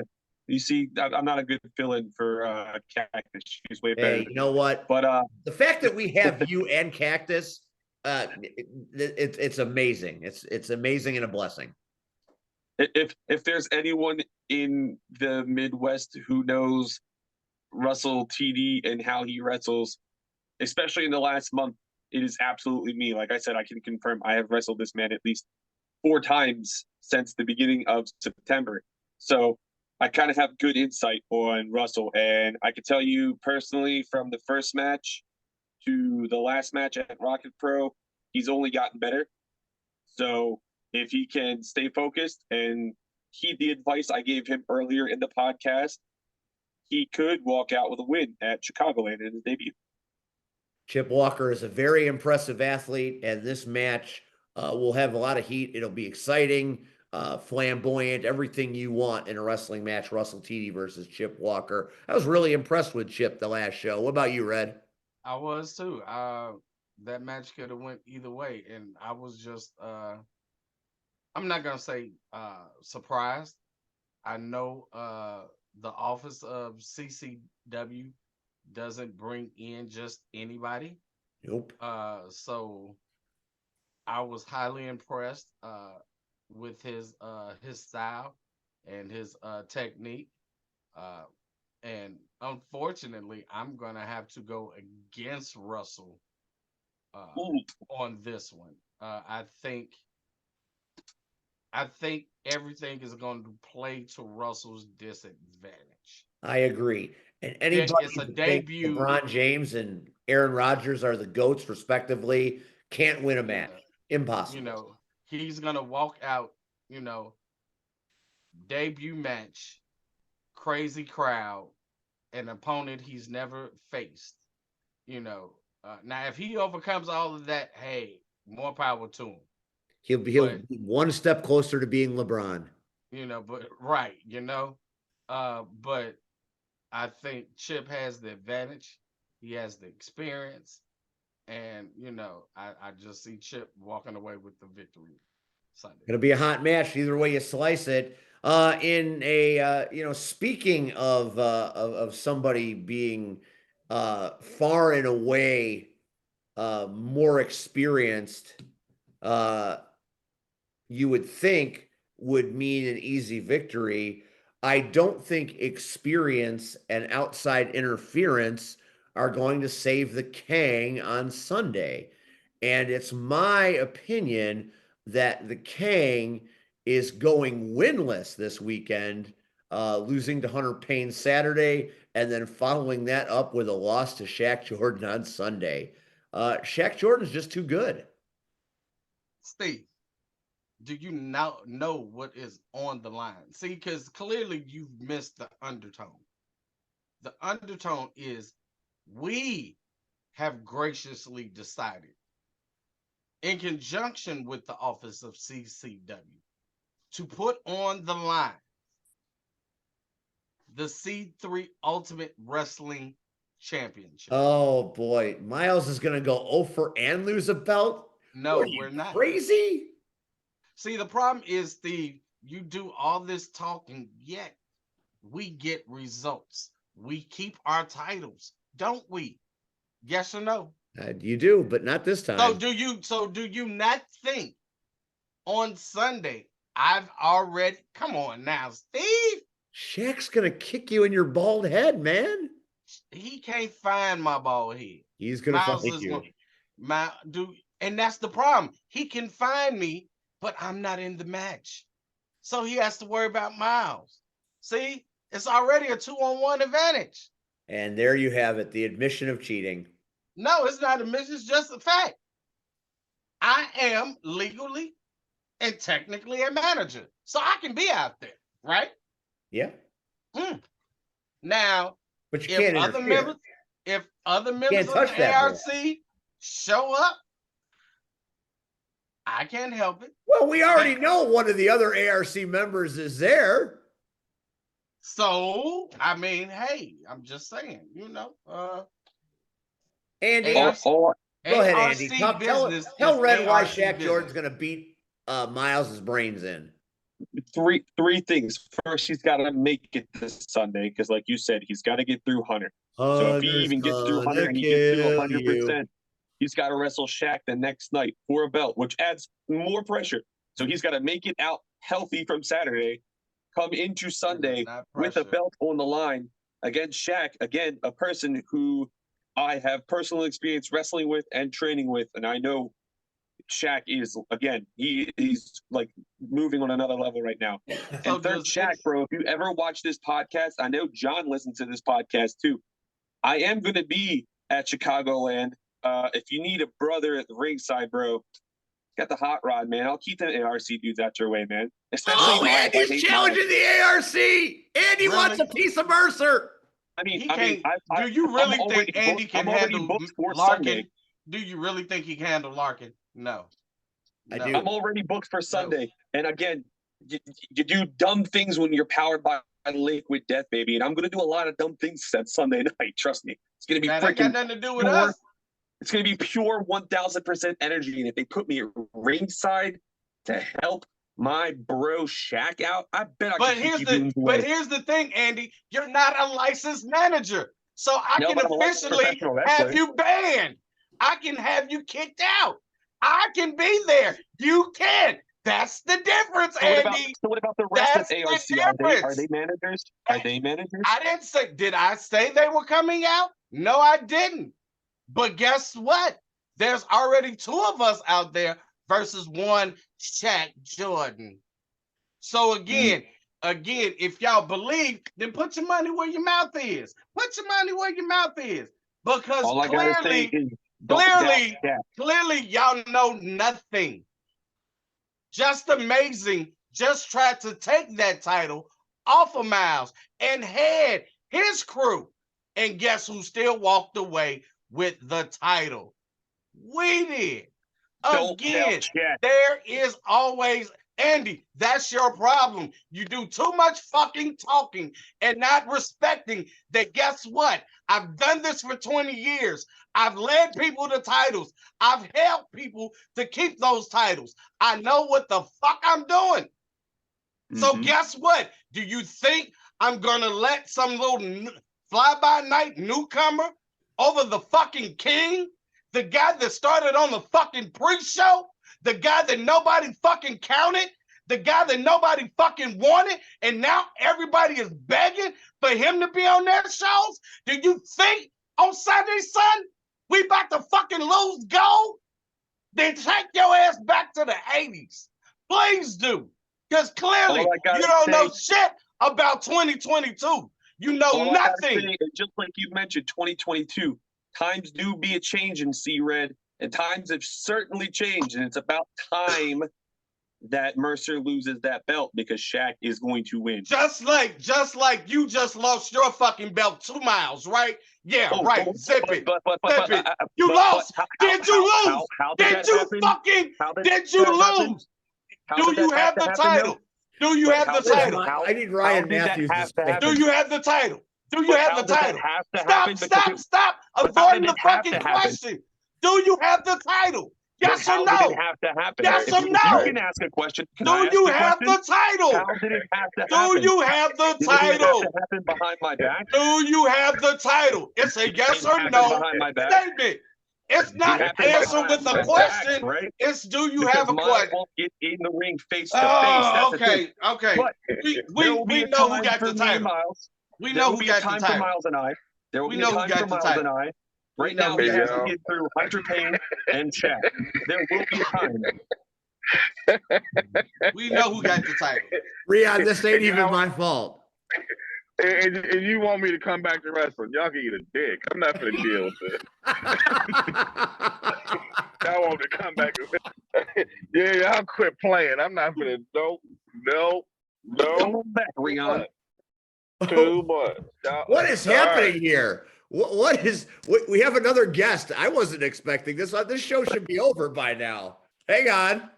What is happening here? I'm not turning on my camera because I'm sick. But I have been sitting in a different room listening to this bullshit that C-Red is spewing. It ain't bullshit. It's fact. It's bullshit. I love you. Why is it bullshit? Because Andy, and how fucked up is that? Andy's woman's got to come to his defense. Oh shit! Well, here we go. Good night, everybody. We'll see you next week. Really? What are How you fucked trying up to is say? that? I don't see Miles jumping on here. I don't see Renee jumping on What here. are you trying to say? Who's the I'm just saying. co-host? I'm Who's just the saying. co-host? Hold on. I'm just saying. C-Red. Who is the C-Red and Rachel. co-host? I'm just saying. Right, but Cactus. he's filling in for you, and then all of a sudden you jump in. Now you ain't said nothing when we interviewed the Rich. You ain't said nothing when we talked about Southland. You ain't said nothing when we talked about Dreamway. But now, because Andy is talking big shit, and the fact is, What do you want me to do, Rion? I have no control. Because even when I am sick, C-Red, when I hear pure bullshit being spewed, I'm going to call it out. I'm going to bed now. Good night. I still love you, you little shit.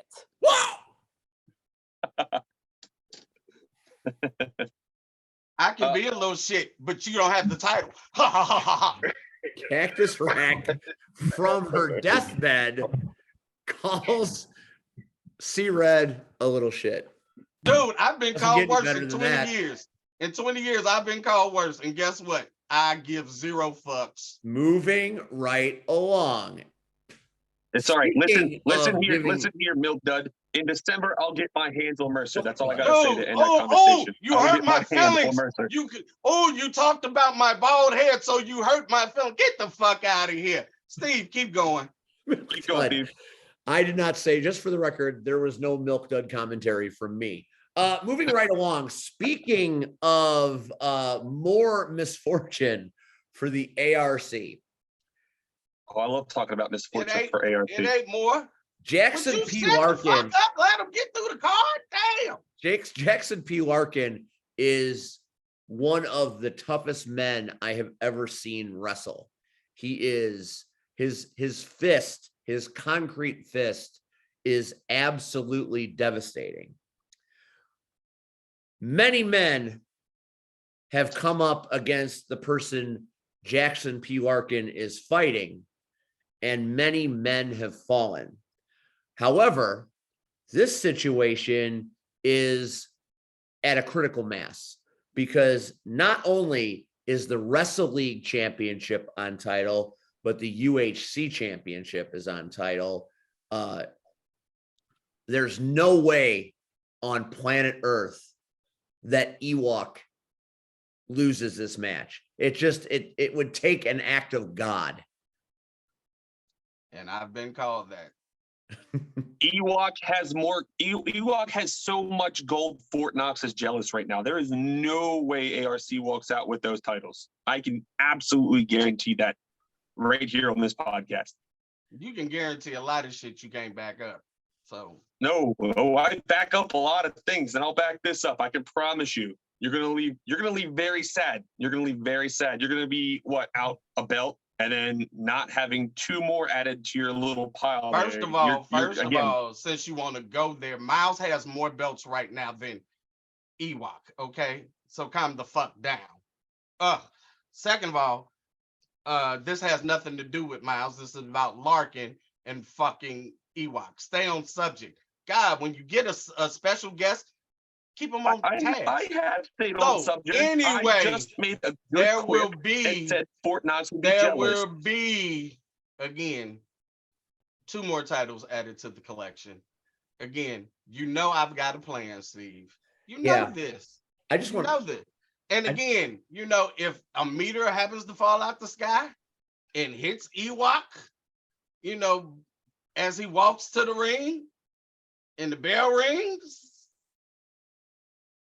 is act the guy, check the weather for that day. Act the guy, right? Jackson P. Larkin is a formidable, and when he's just a giant man. And when the ARC signed him, it changed the game. Everybody took notice of that. But it's Ewok. Hey, I'm not shortchanging Ewok. I know what the brother can do. But you know me. And you know I'm all about that money, Steve. You are? So if we can walk away with more money, I mean, think about it. I'm sure Bullet is praying to God it don't happen. I'm sure Wrestle League is praying it don't happen. Can you see us walk up into Wrestle League on the 15th? How fucked up would that be? Like, shit. Nobody would see that coming. No. Right? But they got to pay us. Yeah. So think about it. It's about the money for me. It's about the money. I am not a betting man because when I bet, I lose. But if there was a match I would bet the house on, it might be this one because Ewok just doesn't lose. Not that Jackson P. Larkin couldn't win a match. He's lost before. Don't act like he ain't took no L's. He's taking L's. He could take. He's not taking L here though. Okay. Moving on. 2 more matches that we are aware of, and then I want to talk about one thing before we wrap the package. All Day Marche Rocket returns to Chicagoland Championship Wrestling, and see, I told you he wasn't dead. If he makes it out of the coffin, he fights Braven Fett. I find this to be a very interesting matchup because I find that Braven Fett and Marche Rocket have similar skill sets.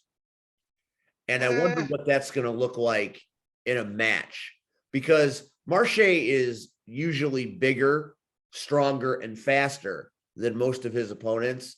And he's Marche. Let's be honest. Marche is, he's Marche all day. Keep going. Braven Fett has impressed me. As big as he is, how fast he moves, how high he flies, how hard he hits. These are things I've said more than one occasion about Marche Rocket. Similar skill sets, not the same, similar builds, big men. Marche Rocket thrives. Braven Fett is an unpredictable force of nature. How do you see this one going, Red? I can't make up my mind. All day. Again, understand that, first of all, he ain't dead. He has risen. He is risen. He is the Undertaker. He has risen. I give you credit. They are both similar in style and build. But Marche is all day for a reason. There's a reason why Marche has been as successful as he's been all these years. Think about it, even down to the past few months where Marche might have taken L's, right? There's always some underlying twist and turn, right? Yeah. This is one-on-one. And I know in the back of his gut, it still bothers him that the Shogun still has that title. He might not show it, but I know for a fact it still bothers him. So if he has to climb over people to get another shot, Marche is going to do that. And unfortunately, Fett, is just going to be one of those people that Marche is going. It might not be an easy victory, but it's going to be a victory nonetheless. Marche all day. And that is. Go ahead, Red. Go ahead, Andy.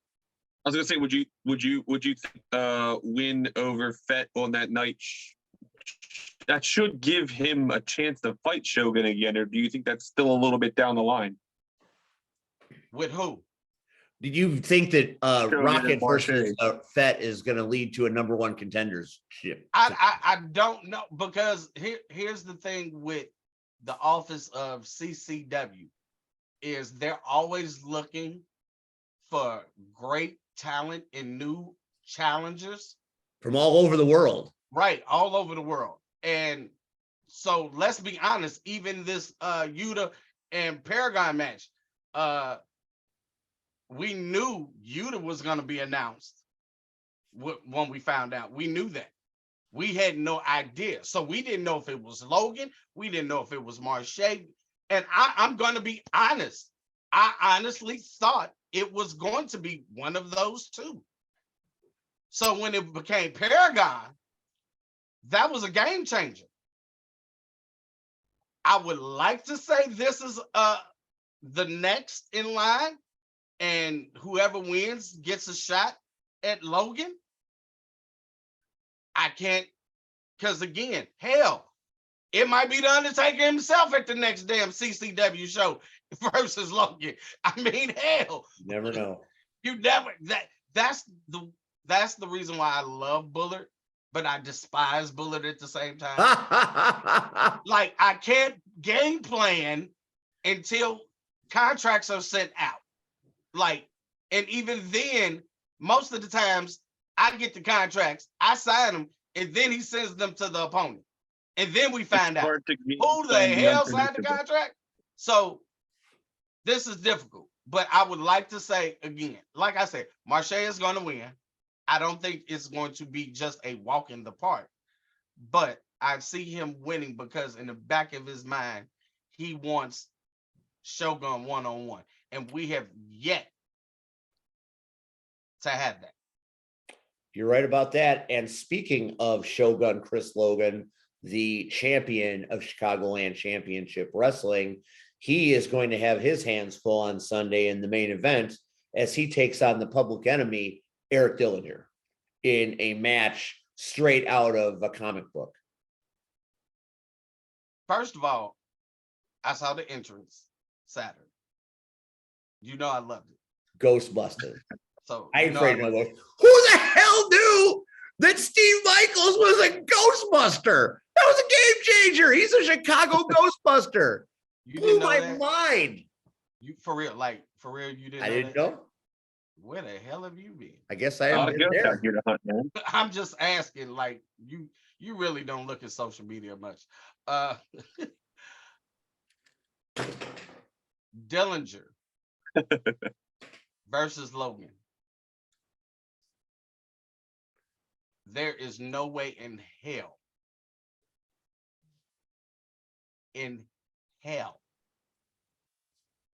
that Logan loses this title. And I'm going to tell you why. You were not at the BWM show. I've seen Chris Logan wrestle before. Okay. Oh, I was there. But that night, yes, Andy was.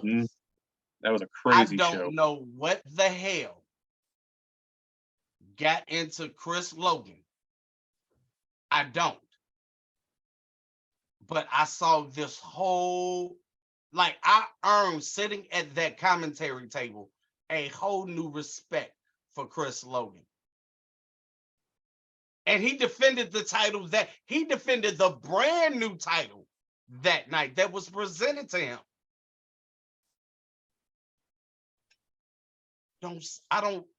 It might as well be Dillinger and a tag partner. That's the only way I see this happening, of getting that title off of Shogun. I saw what he did to that boy Saturday. I don't know if somebody pissed in his cornflakes. I don't know if somebody took his favorite stuffed animal and burnt it in a fire. But he's pissed about something. And he is taking it out on everybody he is in front of. You're not wrong. You're not wrong. And I'll take that a step further. I have known Chris Logan a while. I've called Chris Logan matches for a while. I've watched Chris Logan matches for a while. And he's been champion many of these times. He's held championships everywhere. Wherever he goes, he gets gold at some point. But when he has the Chicagoland title over his shoulder, Grand championship. when he has that title over his shoulder, he looks at it differently because he's the first. And to this point, he's the only. So there isn't one other human being on planet Earth that can say they've ever held the Chicagoland championship title other than Chris Logan. And I think that fuels Chris Logan. And I think that means a lot to Chris Logan. And I think that fact and wanting that fact to remain is a driving force in what's pushing Chris Logan right now to a level we've never seen. So Public Enemy Eric Dillinger is an amazing talent, a striker. In the ring, his IQ is second to none, but you're dealing with a man that is daring you to take that strap off his shoulder, and it means more to him than just about any other belt that maybe he's ever had. And I know it's easy to say, but I've seen him wear many titles. I've seen him look at many titles. I've never seen him look at a title like this before. Dude, when Bullard presented, understand, he came out with the original Chicagoland Championship title. And Andy is there, so Andy can tell you if I'm lying. Mhm. Dude, when Bullard stepped in the ring and presented him with the Grand Championship, like the homage, like you saw. That might have been when the he switch right there. It might have been. Like, I don't know, dude. Like, and since then, he has been on, like, Dillinger is a great competitor. It has been like scorched earth since he's gotten that title. If this match was anywhere else, Southland, CSW, wherever, Wrestle League, if this was anywhere else, I might give Dillinger a shot. I can't on Sunday. I just can't. Like, and you know why? You know why, Red? Because as personal as this is, Chicagoland Championship Wrestling in Michigan City, Indiana, is the house that Shogun built. And no one's coming to Shogun's house and taking that strap off of them. I want to add on top too to what you said earlier about him being the grand champion. Like, when you were the first person to do anything, you were also the only, like you said, you were also the only person to be that guy, like to be the guy who has that belt. And having that like on your shoulder, like it makes you focus completely in a different way, because you don't want anyone else to be the next guy or the next guy. You want to be the only. The only means so much in wrestling. Like, if you're the only guy to hold this belt for the entirety of its career and no one else did, that just shows like pure dominance, like on a whole nother scale. Like, it's crazy. I agree. You're not wrong. I'm the only Soul of America champion. That's fact. All right. So you got a lot of wrestling opportunities this weekend, kids. So get out there and support these talents. And we'll tell you where to go next weekend too. Buy their merch. Buy their merch. Buy that merch. Yeah, buy some of my merch, bros. Next week on this program, well, I'm going to let the cat out of the bag right now. Next week, you've got double the Power Hour. So there are going to be 2 shows. There's going to be an early show and there's going to be a nightcap show. In the first hour of Power, we are going to meet up with the Hawaiian Hitman, Koa Laksamana, the darling of Southland Championship Wrestling. And we're going to find out exactly how badly he beat Kazile at Rockin' Wrestling this Saturday. And then in the nightcap, Red's boy, Red's man, he asked for it, he gets it. And like I said, he's a friend of the show. He wanted to come on and talk about his October. And when our friends of the show call and want to come on, we will make special situations so we can do it, because this show is booked clear through the middle of November. But we're going to give Backwoods his forum to talk about his October. So you've got the Hitman early, you've got Backwoods late. It's going to be an amazing night of Wrestle Talk. And we'll recap what happened this week. And we'll talk a little bit about what's going to happen in the coming weeks. We'll talk about Wrestle League. We'll talk about a great many things. Maybe Rion will be back eating toast. Hey, Wrestle League, I think they're the only ones running on the 15th. I think you might be right about that. So we'll talk a lot about Wrestle League and Hot Rod. Dude, we might have, they might have the 15th locked up. Exclusivity, which is very cool. So anyone who's not working on the 15th, come watch Wrestle League if you're hearing this right now. I also just want to meet all the wrestlers and talent that is out there, because, I'm always curious as who's working the Midwest. Hot Rod Daddy Andy, baby. Catch him anywhere. Not for any particular reason. I'm not gonna put anything out here. I'm not I'm just the venue guy. That's all. He's the Rocket Man. Yeah. Andy, thank you for pinch hitting for Cactus tonight. Perhaps I was going to mention, since you were dropping like news and stuff like that. I will be at CCW on Sunday. I don't have a. You know what, Andy? That reminds me. I had one more thing to say about that show. I'm sorry. You'll get back to this in a minute. Did anybody see that promo that premiered today? What the actual fuck? No, I've been at the doctors back and forth with. Something wicked this way comes. And I don't know. But that's the second time. I don't know what. The first one was spooky enough. This one seemed very pointed and very direct that something bad might be happening this Sunday afternoon in Michigan City. I don't know what to make of it. There was a lot of disturbing imagery. There was footage of the Boston bombing in this promo. Yeah. I have never seen a national disaster in a promo before. Steve, so this isn't the jerks that came after us, is it? I don't know. We still don't know who came after us. Well, that kind of brings me to what that promo is, because like I said, I am going to be there on Sunday.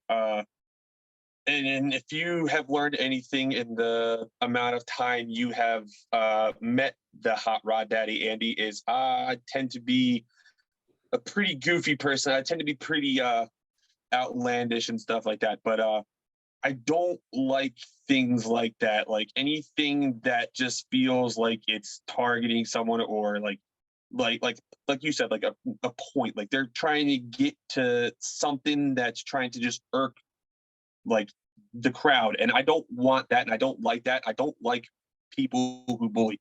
So I talked to John Bullard, and he's going to give me some ring time. I'm going to put over Liquid Death. I actually made cool new Hot Rod Daddy Andy acid wash denim jeans that I'm going to debut on Sunday. But I've Liquid made it death. a point. Yeah, I've made it a point to stand up against people like this. So whoever the people are that are making these promos, I will be in the ring at some point. I'll have my water, Stone Cold Steve Austin style. Hold on, Andy, be careful. I No, and I'm saying that because first of all, I wish I knew who this was. Me too.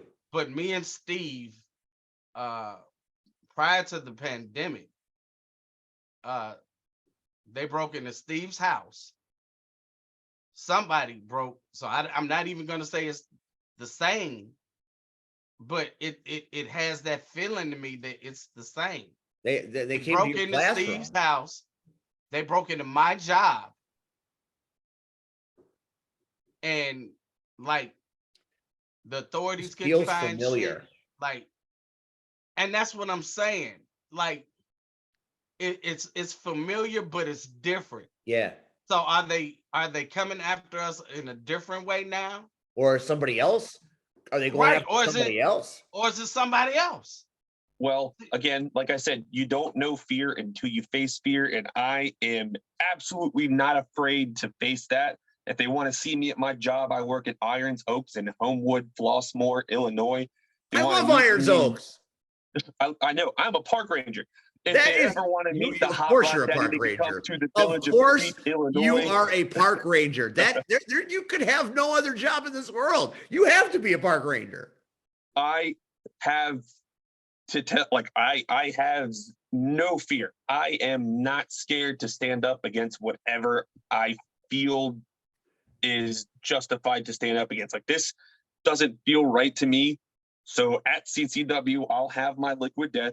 I'm popping them Stone Cold Steve Austin style, and whomever it is, they can come out. I invite this. Oh boy, to the ring. Man, I want don't ever invite Dread like this. You don't want it. I don't want it. Red doesn't want it.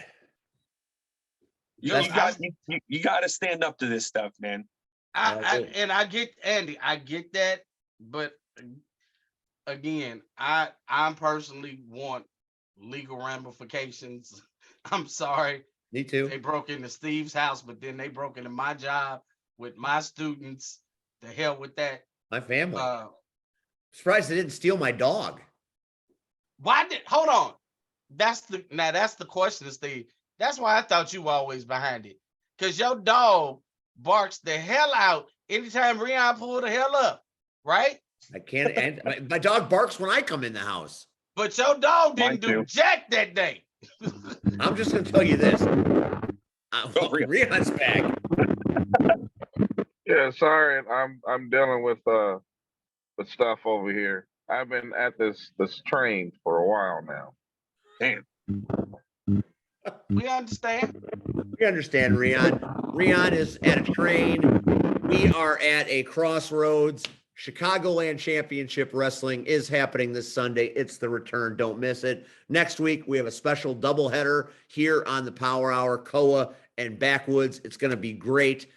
Don't miss it. Andy, thanks for being part of the show tonight. Cactus, feel better. We hope you're back next week. Thanks to the Wrench for being as awesome as he always is. Such great memories. We'll have Louie back because I want to talk to him about stories in the business because I know he's got a great many. And even though Rion wasn't here tonight and he was in the show sparingly, we couldn't do this without him because he gives us what we want. I'm mad. He got to do what I do. On behalf of Andy and Red and Rion and Cactus and the Wrench, I'm Steve. And he's finally sprung. Yeah. This is the Power Hour. Get out and see some wrestling this weekend. We will see you next week. Have a great week. Good night, everybody.